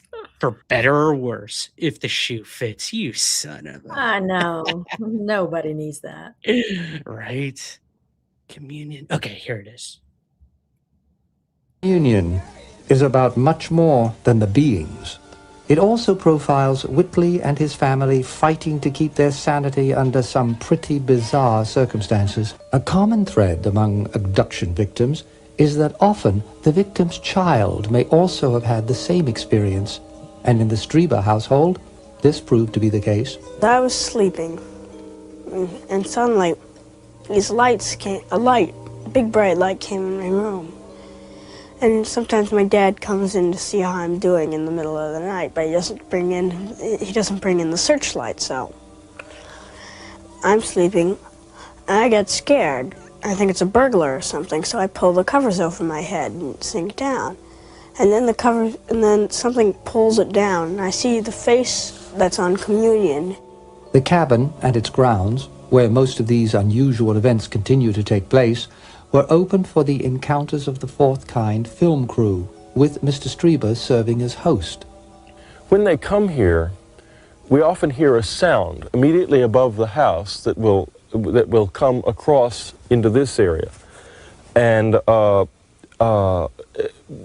myself and a number of other people have seen things hanging over this deck or hanging in an immediate little clearing in the front yard, very small things, but quite large, sometimes hanging over the deck. In December of 1985, when the visitors first took me, they carried me down through these woods, which I remember very vividly, to a clearing not too far from here, where I have since built a stone circle that I and the group of people who've had experiences here go to meditate at night. The strange occurrences outside the Strieber cabin can only be compared to what happened inside. But this is where I was sleeping on the night of December the 26th, 1985, when the visitors came in from the door across the room, and the next thing I knew, I was being literally carried out of the room in a state of paralysis. When we return, we'll go behind the scenes for the making of the film Communion, with its star Christopher Walken. I said to Whitley the other day that I had never had such an experience, or really anything, including deja vu, right? It's not something that happens to me. And I said that I'd never had anything like that. And he looked at me very seriously and he said, well, you're about to. When the film version of Strieber's best-selling book went before the cameras in June of 1988, those involved with making the picture knew that this was to be more than a movie about little green men from outer space. Those other films were fantasies, and Whitley is, this is a true story. That's what makes this picture different. It's a true story, and it really examines the psychological side of what will happen to human beings if and when they encounter intelligent non-humans. After Mora convinced Strieber that his story should be told on the big screen, the two formed their own production company and set about finding the actors who would play the two pivotal roles. Selected to play Whitley was Academy Award winner Christopher Walken. Walken, whose gritty work in The Deer Hunter earned him an Oscar, quickly adapted himself to stepping into the shoes of the famous writer. The good thing for me here is that I like to work a lot, and I took a job, and I hope for the best always. But in this case, it turned out to be very inventive, which I'm grateful for. And Whitley is responsible for that because he was kind of like a good parent. He let the bird fly. Equally. That's an understatement. Let the bird fly. Yeah. Yeah. I mean, he's speaking pretty respectfully of him here. He is, thank goodness. Yeah. This is so interesting. I've never seen such a behind the scenes of like filming. They're literally showing like scenes being filmed. That's so cool. So interesting. Cool. You don't get to see that very often, or at all, really. Christopher Walken was saying like, I take it. Hey, it's a job. I'll take any job. This one's pretty inventive, if I must say. Of course, I always think of him on Saturday Night Live. What we need is more cowbell. More cowbell. More Whitley.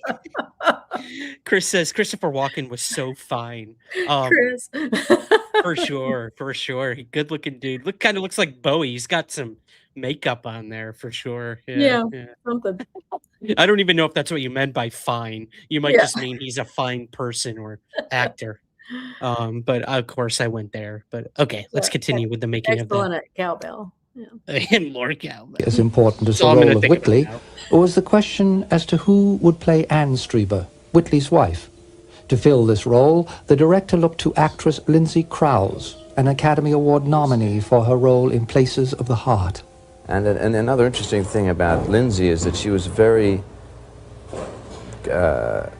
proud to be playing a wife. In other words, she was very keen on showing that there's a value in keeping the family together, and that even though it looked as if her husband was going completely off the rails with the most cockamamie story she's ever heard, being abducted by little green and blue men, she still had faith in the marriage and in the family. Like the rest of the book, Strieber insisted the recreation of the beings be as close as possible to what he saw in real life. Special effects whiz Mike McCracken was assigned the task of creating the unusual beings.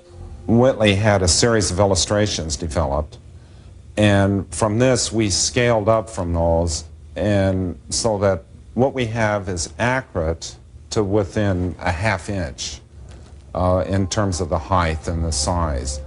The movements and so on are also very accurate, or as accurate as it's possible to do with current technology.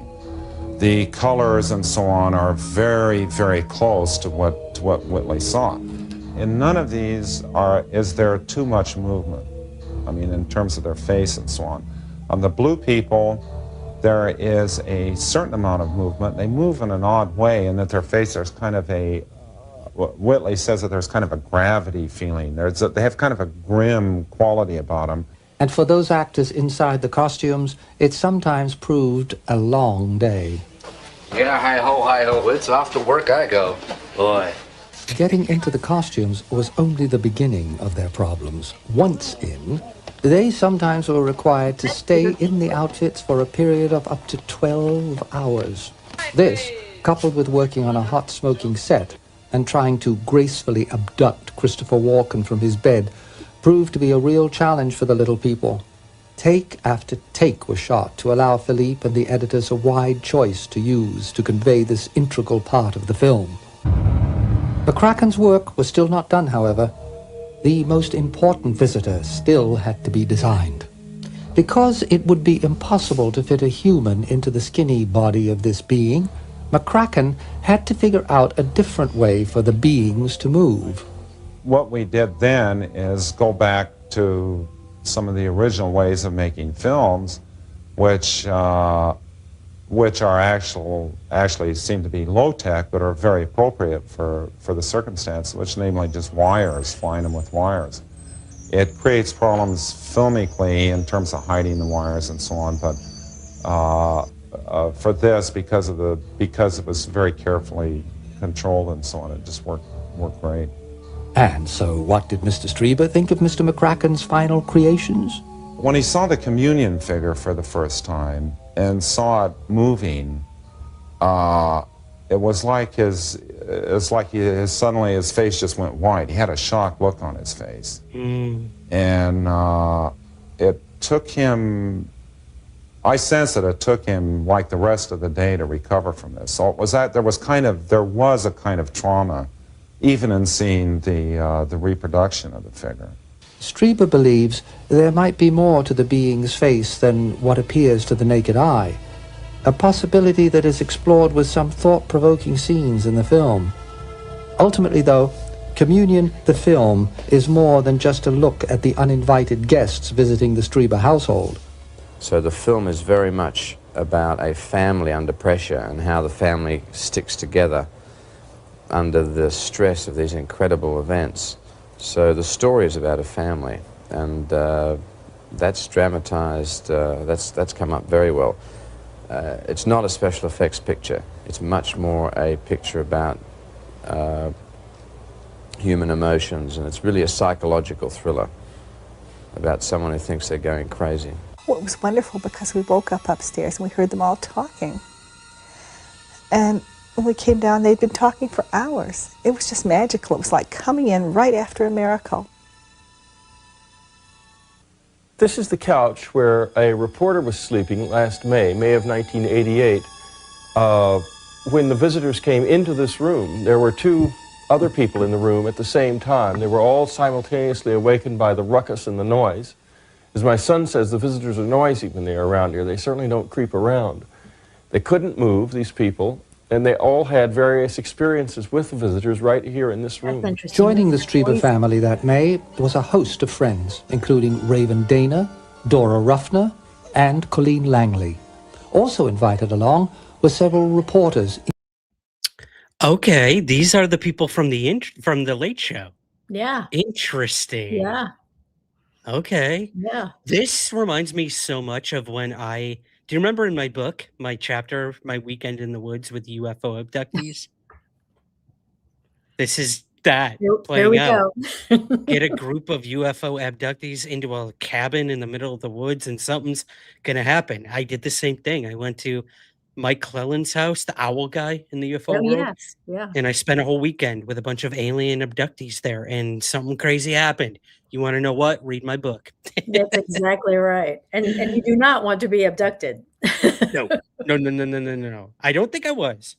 Good. I don't know. Good. All right, let's continue here. Including newspaper reporter Ed Conroy and a reporter we'll call Mark, who chose not to talk to us about his experiences. If people knew what Mark had experienced here, that it was this person, his career would be ruined. And you got a guy's career on the line. He can't show up here and go public. I think it's a crying shame that he can't, because he had a beautiful, beautiful thing happen to him. But others were willing to talk. The fellow who had been sleeping, it was like a fold-out couch, and I was on a cot next to him. He sat up very abruptly, and he said, "Did you see that, or did you hear that?" And at that moment, this field broke, and I could move. Up until that time, I was just totally paralyzed, but I could move. And I said to him, "Well, yes, I heard. I heard the voices." What he described was of also waking up, hearing that garbled voice, and footsteps, as though something was approaching the foot of his bed. And then he experienced paralysis. He couldn't move. He was fully conscious, and he was very annoyed because he had wanted validation. He had asked for validation, and here it was, but he couldn't see them. To determine if there was more to the story than what the witnesses could consciously remember, hypnotist Fred Max, who had taken Betty Andreasen through her hypnotic regressions, was called upon to hypnotize the cabin visitors of May 1988. I do regressions. I see people who have had UFO encounters, people who wish to remember events previous in their life. And for these people, we call back that period of time, because everything we've done is still in our head. And it's a matter of guiding that person back to that point in time. As the regressions began, it was evident that more had happened that night in May than was previously thought. Tell me what you're feeling. Fear. Why?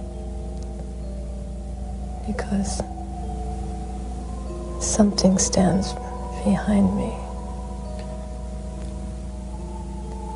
and doesn't want me to move. Are you seeing anything else? Seeing the stone circle. Okay. And what is that? Stone circle is a little Stonehenge behind the cabin. I feel a lot of fear, and I also feel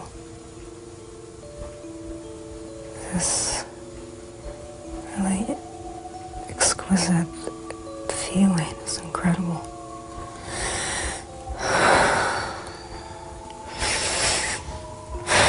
Relax more. What do you say we backtrack a little? Just relax. I want you to distance yourself from that feeling. They feel they have been abducted. They may have been abducted. I'm reasonably comfortable they're not fabricating stories. And the similarities are intriguing. Something unusual happened at the Strieber cabin that night, but what was revealed in the regressive sessions appeared to be only the tip of the iceberg. So, the production crew of Encounters of the Fourth Kind waited with cameras in hand to try and capture the elusive visitors on tape. When the sun rose the following morning, the Encounters TV crew was disappointed to find nothing but black darkness on the videotape that ran throughout the entire night while they slept. The beings were nowhere to be seen. Or were they? A very small, about maybe 4 feet high being with very round, very dark eyes came through the window. And the most interesting thing was that there was no real fear, just at first a jolt of shock, but I felt in tremendous rapport with the being, who raised his hand, his right hand. And I felt the weight lift just slightly from my body. I kind of propped myself up on my arm, and I also lifted my hand. And we touched palms. It's no secret in this that something happened in here last night. But you have no physical validation. All you have is a roll of film that's just totally black with a few funny noises on it. Big deal. So what am I to say? Except that you personally, as a human being, know something happened, but you can't validate it. Wildly Interesting. frustrating. Right. You know, when she said that something was in the window, 2 Yes. stories up in the cabin, that Yes. reminds me of my night. I was on the 2nd floor of this log cabin, and something was tapping on my window Oh gosh. in the middle of the night, like 3 AM. I saw Something. something. I saw movement under the crack in my closed door. And then something started tapping on the window, and there was no tree out there, so it wasn't branches hitting the window. It wasn't snowing, hailing, raining, so that wasn't it. And I never could explain what was outside my window that night. Could have been nothing, could have been something, but I Right. was in a cabin with a bunch of alien abductees. But Whitley's right. It's so hard to capture any evidence with these things, and we do just have stories to rely on. It is. I had a similar experience one night here in the Memphis house. About 3 in the morning, I was sound asleep. The whole house was sound asleep. And I had just recently been reading about CE5 and how that process worked, the meditative end of potential contact. And it had been on my mind a lot. I'm one of those people that will ruminate's probably the right word, although it's not really a negative. I will toss it around until I can make peace with the concept. And one night, about 3 in the morning, there were, actually, let me back up. I said at one point, then let me see you, let me see you, just really talking to myself. Well, that night at 3 in the morning, there were 3 taps on my right shoulder. I'm a left side sleeper, tap, tap, tap. I was awake. I'm a really light sleeper. I was awake on the first tap and felt the other 2 just as clearly. And I froze. But what I woke up with, that first thought was go out and look up. But I was too scared. I stayed in my place, eyes closed, like, nope, nope, nope. I don't blame Years you. ago. Wow. Yeah. So I Yeah, don't know what that is or how they're getting in and out, but they do. they do. And you even have, I remember being in a support group of abductees once. I was kind of like the moderator person. Like, you share your story, you share yours.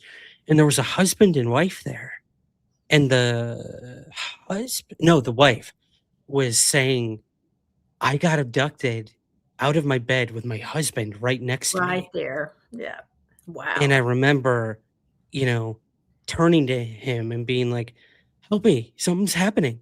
And he just was laying there, eyes open, Yeah. not closed, and he was paralyzed. He wasn't blinking, he wasn't breathing. It was terrifying. And I got abducted. And it's like they did something to him to take me. Yeah, and we It's do hear that crazy. occasionally from other people who are present, but animals going totally still, quiet, and basically blank-eyed, but eyes open. Humans too. It's just wild. Wild stuff. Wacky, wild stuff, as Johnny Carson would say. Yeah. Okay. We got one more video, then we'll close things up here for you guys tonight with our Whitley Strieber retrospective. This last video is a retrospective, like I said. This is from Whitley Strieber's own channel where he kind of looked back at everything and where he stands today on everything with his Looking story. forward to this. Yeah, it's interesting. Again, I wish I could give proper credit to the interviewer, but I couldn't find a name for them or anything, so I do apologize for that. But this was from Whitley Strieber's own channel, so I hope it's okay that we play it. Shout out to Whitley and the interviewer, and yeah, this will be a good way, I think, to kind of cap the night and Right. keep Right. this conversation going for sure with Whitley. So let's go ahead and play that. All right. Here is a Whitley Strieber retrospective on communion, and I think transformation, his second book. Where is it? Okay, here we go. Whitley Strieber's podcast studio. I'm visiting him today doing a retrospective series on books that he's written, and his most famous book is Communion. It's a very, very pivotal book in the UFO world. Whitley, can you explain the journey that you've been through with Communion, with public perception of how it was when you wrote this versus nowadays? Well, yeah, I sure can. Public perception when I wrote Communion fell into two categories. Category one, what a nut. Category two, my God, it's real. This happened to me. Those are the two categories. Category one was really big. Category two was bigger than I thought and very important, and turned out to be what survived over time. And can you tell me the response that you had from the second category after you wrote? How did you interact with these people, and explain a little bit about what's happened with those communication? What happened after the book was published was astonishing. We began to get letters. We got first 50 letters, 100 letters. You know, authors get letters, but they don't get that many. And I was thinking, gosh, we're getting a lot of letters. Then one day the postman arrived with a big box and dumped maybe 300 letters on the floor. And I said to Anne, I can't open all of these. And we can't throw them out because they've got private stuff in them and people's addresses and names. And she said, well, I can open them. I can read them all. And that began a 10-year period where Anne opened and read every single letter.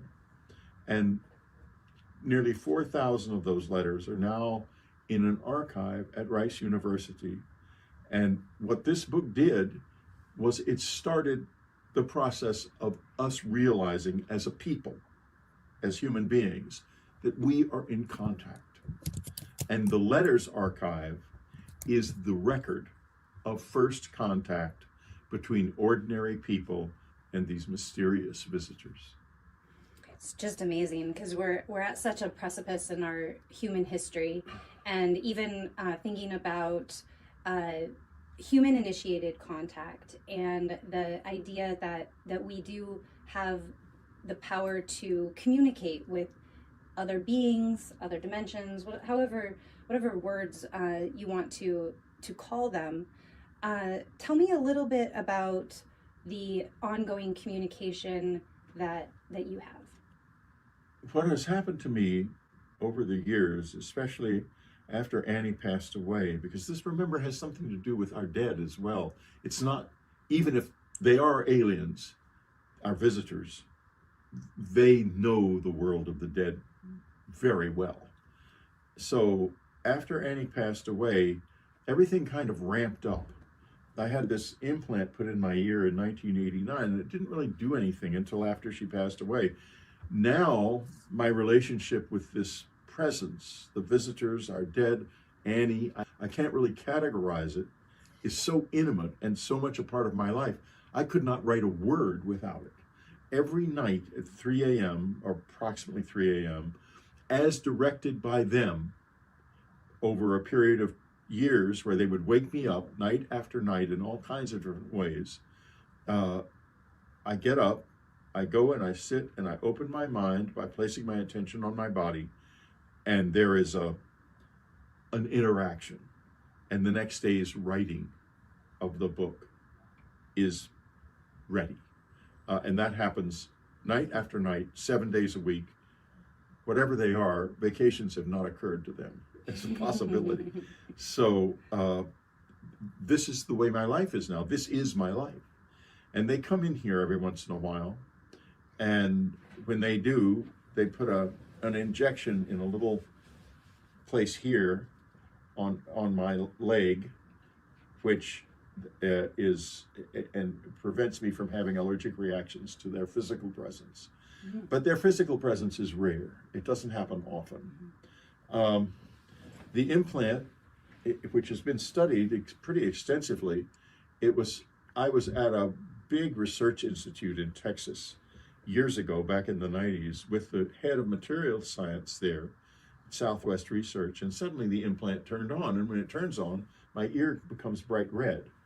And I said, Bill, the implant is on, and the facility has a very sophisticated signals acquisition lab in it. We ran over to the lab. They did collect a signal, but then I was told the lab's classified, so we can't tell you anything about the signal. So I was frustrated. 20 years later, that's not fair. Two men came up to me. Not at all.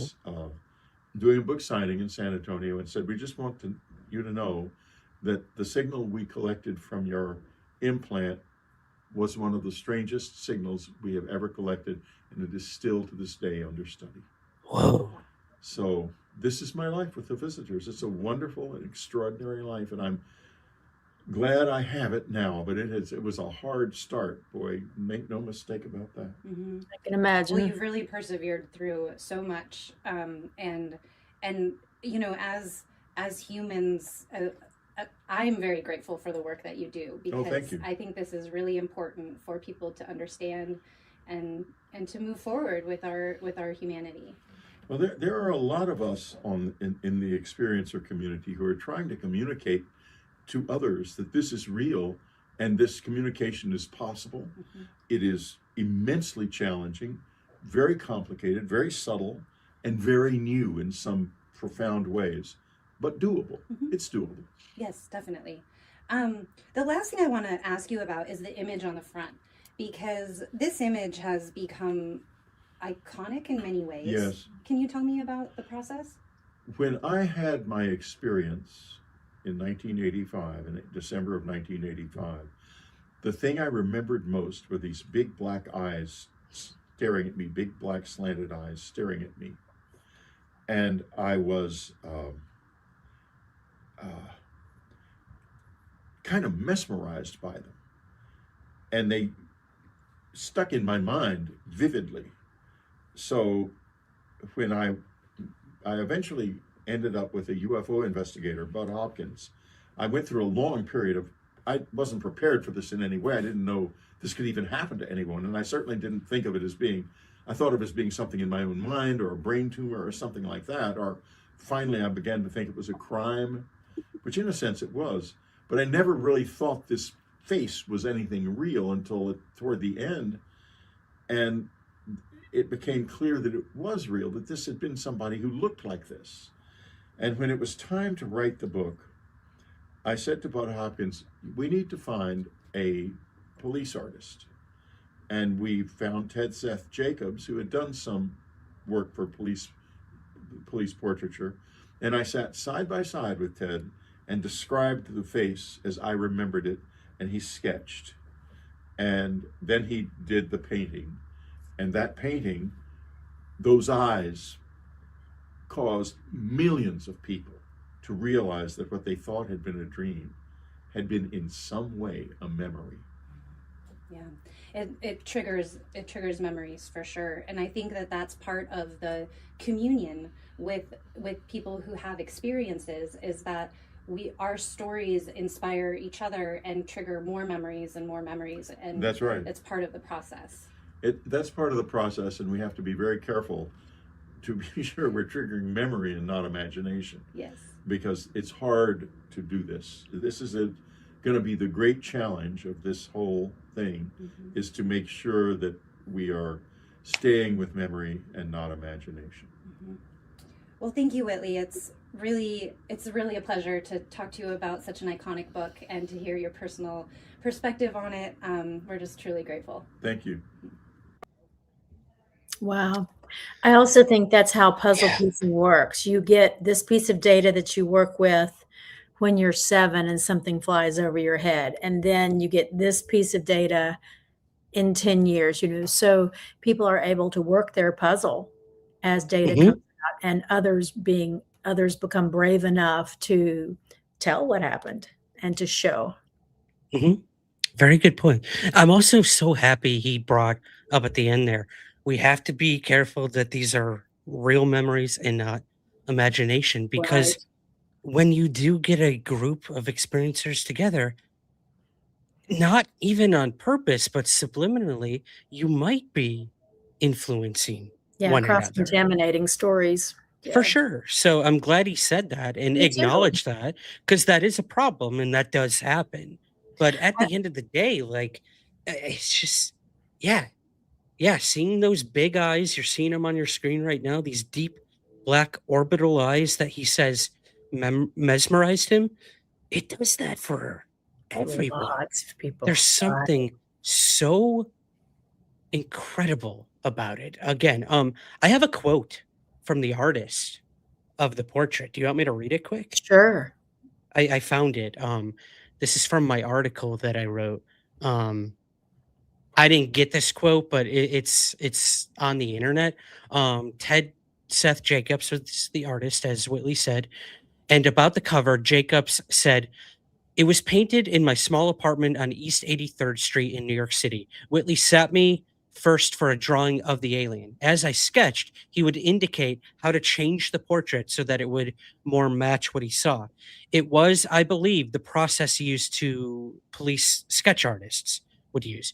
Every last detail was corrected according to his instructions. At one point, he said the image corresponded exactly to what he had seen. With Whitley beside me for the subsequent session, I began to paint the image on a wooden prepared panel, going through the same process as for the drawing until Whitley finally said the image was exact. As to the gender of the alien image, to tell the truth, the subject never came up. I don't even know if the Greys have gender as we understand it. Whitley corrected the developing image to have a certain fragility, a vulnerability. I suppose we Earthlings usually associate these qualities with femininity. So Uh-huh. that's what he Interesting. said. Yeah. Yeah. Interesting. He would go on to sketch other images too for Whitley about the experiences, not just the famous book cover. You can find those online as well. So yeah, iconic to say the least. Yeah, no kidding. Yeah. And that work, well, it has its place in history, right? It's going to hold, got a placeholder in history. For sure. Absolutely. Everything about Whitley Strieber has a place in history, I think. Like, we spent 2 hours talking about it tonight, and the story's not over. This guy's still out there writing books, right? Communicating with the visitors, imparting messages to people who will listen. So I guess my question for you to kind of put a bow on this one, Suzanne, is where do you personally stand on Whitley Strieber and the visitors and everything that he's brought forward since his initial experience? I believe him, and I think that he is telling his truth. I wish they would authorize him, that's a weird word to use, but I don't know another one, to tell things like what is their purpose, talk with him about their purpose. What is it that they're after? What is their relationship to us?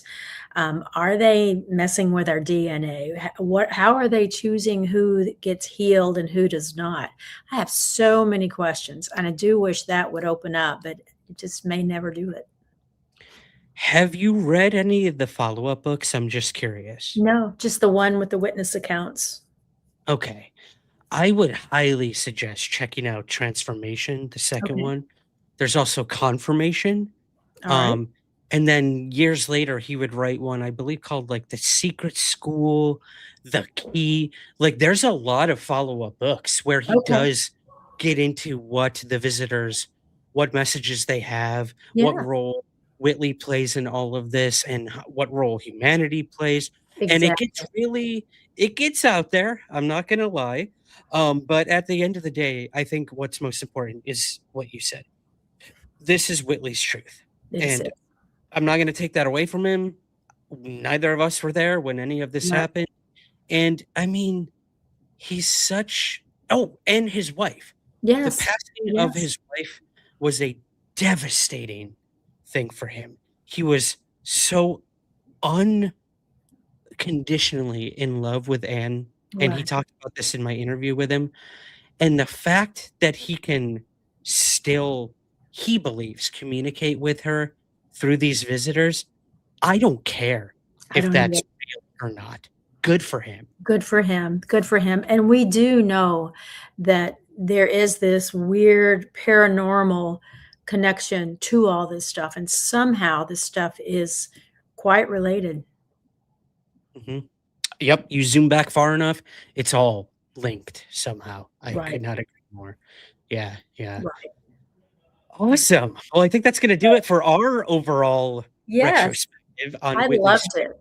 And if you all want to see more of his documents and the letters from those who wrote to him, just go to this link in chat. It's at Rice University, the Archives of the Impossible, and you can read and read and read.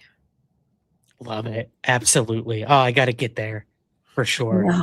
Well, I mean, if Whitley happens to be watching this, I did tag him on Instagram. Um, Thank you. Thank you Yeah. for like allowing us to share our, I guess, perception of your story Yeah. tonight. I hope to have him back on the show in the very near future to see where he's at right now. But this was so much fun. I thank you guys in the chat for joining us, and Suzanne, obviously, for taking the time out of your day to do Sure. this with me tonight. Before we go, I should tease what's coming up this week. Oh, those were the movie posters. I forgot to show those earlier. Different movie Oh posters. yeah. Oh yeah. Pretty cool. And do we have a poll? Oh, of course we do. And who forgot it? This guy. All right, let me go over to it. Let me refresh. And I asked the very simple question: do you believe Whitley Strieber's story? Out of 30 votes, 67% of you said yes, 10% said no, 20% of you said undecided, and 3% said just learning about it now. So Wow, good. there So you go. the generation steps up. And by the way, you guys, if you didn't see the poll, don't worry. YouTube is really messed up. I can't even see it on my end. And I'm using separate browsers, doing everything I can to make this work. But so it's just out there somewhere. Who knows? Come on, YouTube. Yeah. Come on, StreamYard. You know what? I might just do the landscape next time because I think it's messing everything up. We'll see. Yeah, We'll see the how chat's gone quiet. And this chat is not quiet. Yeah, something's wrong. Usually our chat is popping off, so I don't know what's going on. I do apologize, guys, if you have been chatting, and it's just not showing up for us. I Right. don't know. I don't know what's up with that. But all things considered, I thought it was a great conversation. We got some of your comments in there. Again, I want to thank the super chatters, Raphael, and everyone as well for that. But 67% of you believe Whitley Strieber. That's a good amount there. And 20% are undecided, and that's good too. Keep looking into this case. Read the books. When it comes to any of this, if you really want to make up your mind, read the books. That's what I would say. And then watch the weird ass movie. That thing is trippy. It is. Trippy. It is very, very. Hey, do you know that guy on your screen, Suzanne? Oh, I know him vaguely. Well, you're going to know him very well because I spent 3 hours with Micah Hanks this upcoming week on the podcast. So be on the That's lookout a good for guy to spend 3 hours with. And I didn't have to say 10 words. He is an excellent talker and thinker. He really is. He really is. We talked about everything going on in the UFO world right now. The hot button issues, the controversial Lukatsky interview, the McCaslin story, I want the to hear Chuck all Clark this. UFO. Oh, God, we went deep and we got brutally honest. Oh, good. So I think people are going to find it refreshing. So yeah, Micah Hanks will be on the show this week. And then I did a bonus Patreon episode, about 35 to 40 extra minutes, where he answered Patreon and other listener questions. So yeah, I should have the early access for this episode up tonight. So if you want early access to the Micah Hanks interview, join our Patreon, patreon.com/somewhere skies.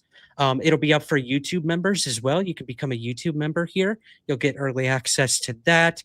Just click the member link in the show notes for that. Apple Premium, it'll be up early access on there too. And then for all of those, you also get the bonus 30 to 45 minute listener question and answer with Micah Hanks. So be on the lookout for that very soon. And one last thing, Suzanne, before I let you go. Friday of this week, which will be April 17th. Yeah, April 17th.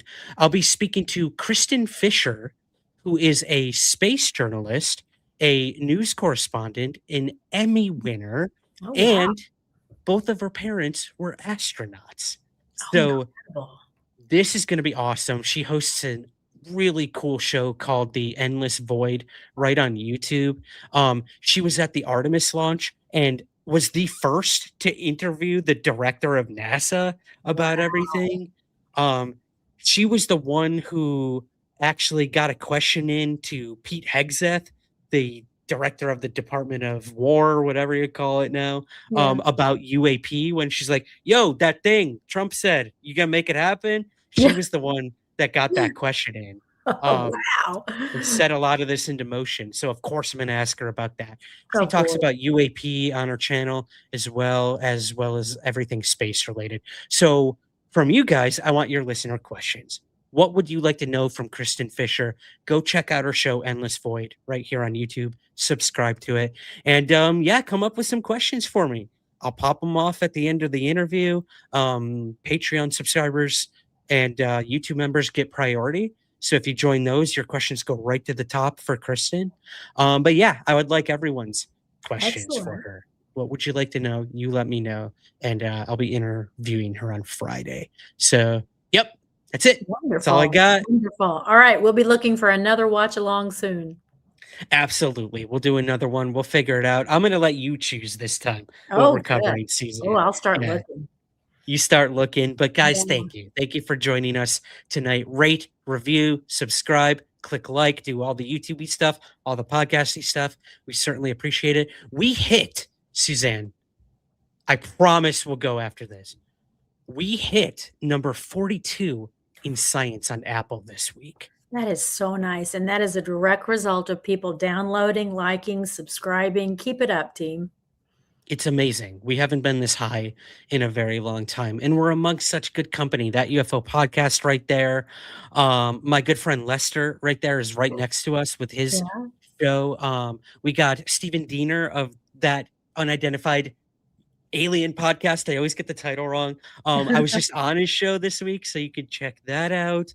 I was also on a show called Unveiled on Watch Mojo. So that'll be out very soon as well. Check those out. But yeah, we are killing it. And it's because of you guys. So rate, review, subscribe on Apple. We would truly appreciate that. Anything from you before we go, Suzanne? Not at all. Everyone have a wonderful night, and we'll see you at least Sunday afternoon. Absolutely. You guys know Sunday, all the latest UFO news. We'll see you then, and we'll see you on the podcast. Thank you so much for joining us tonight on a retrospective of Whitley Strieber. Keep looking up.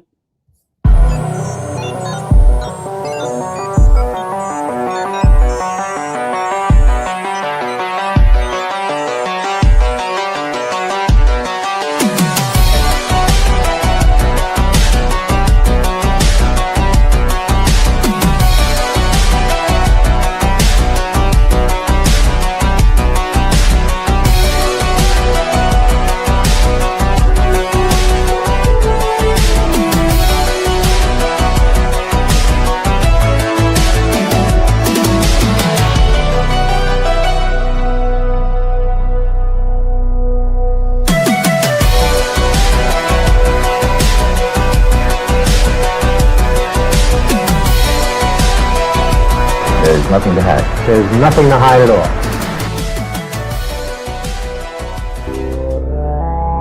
Spectre Vision Radio.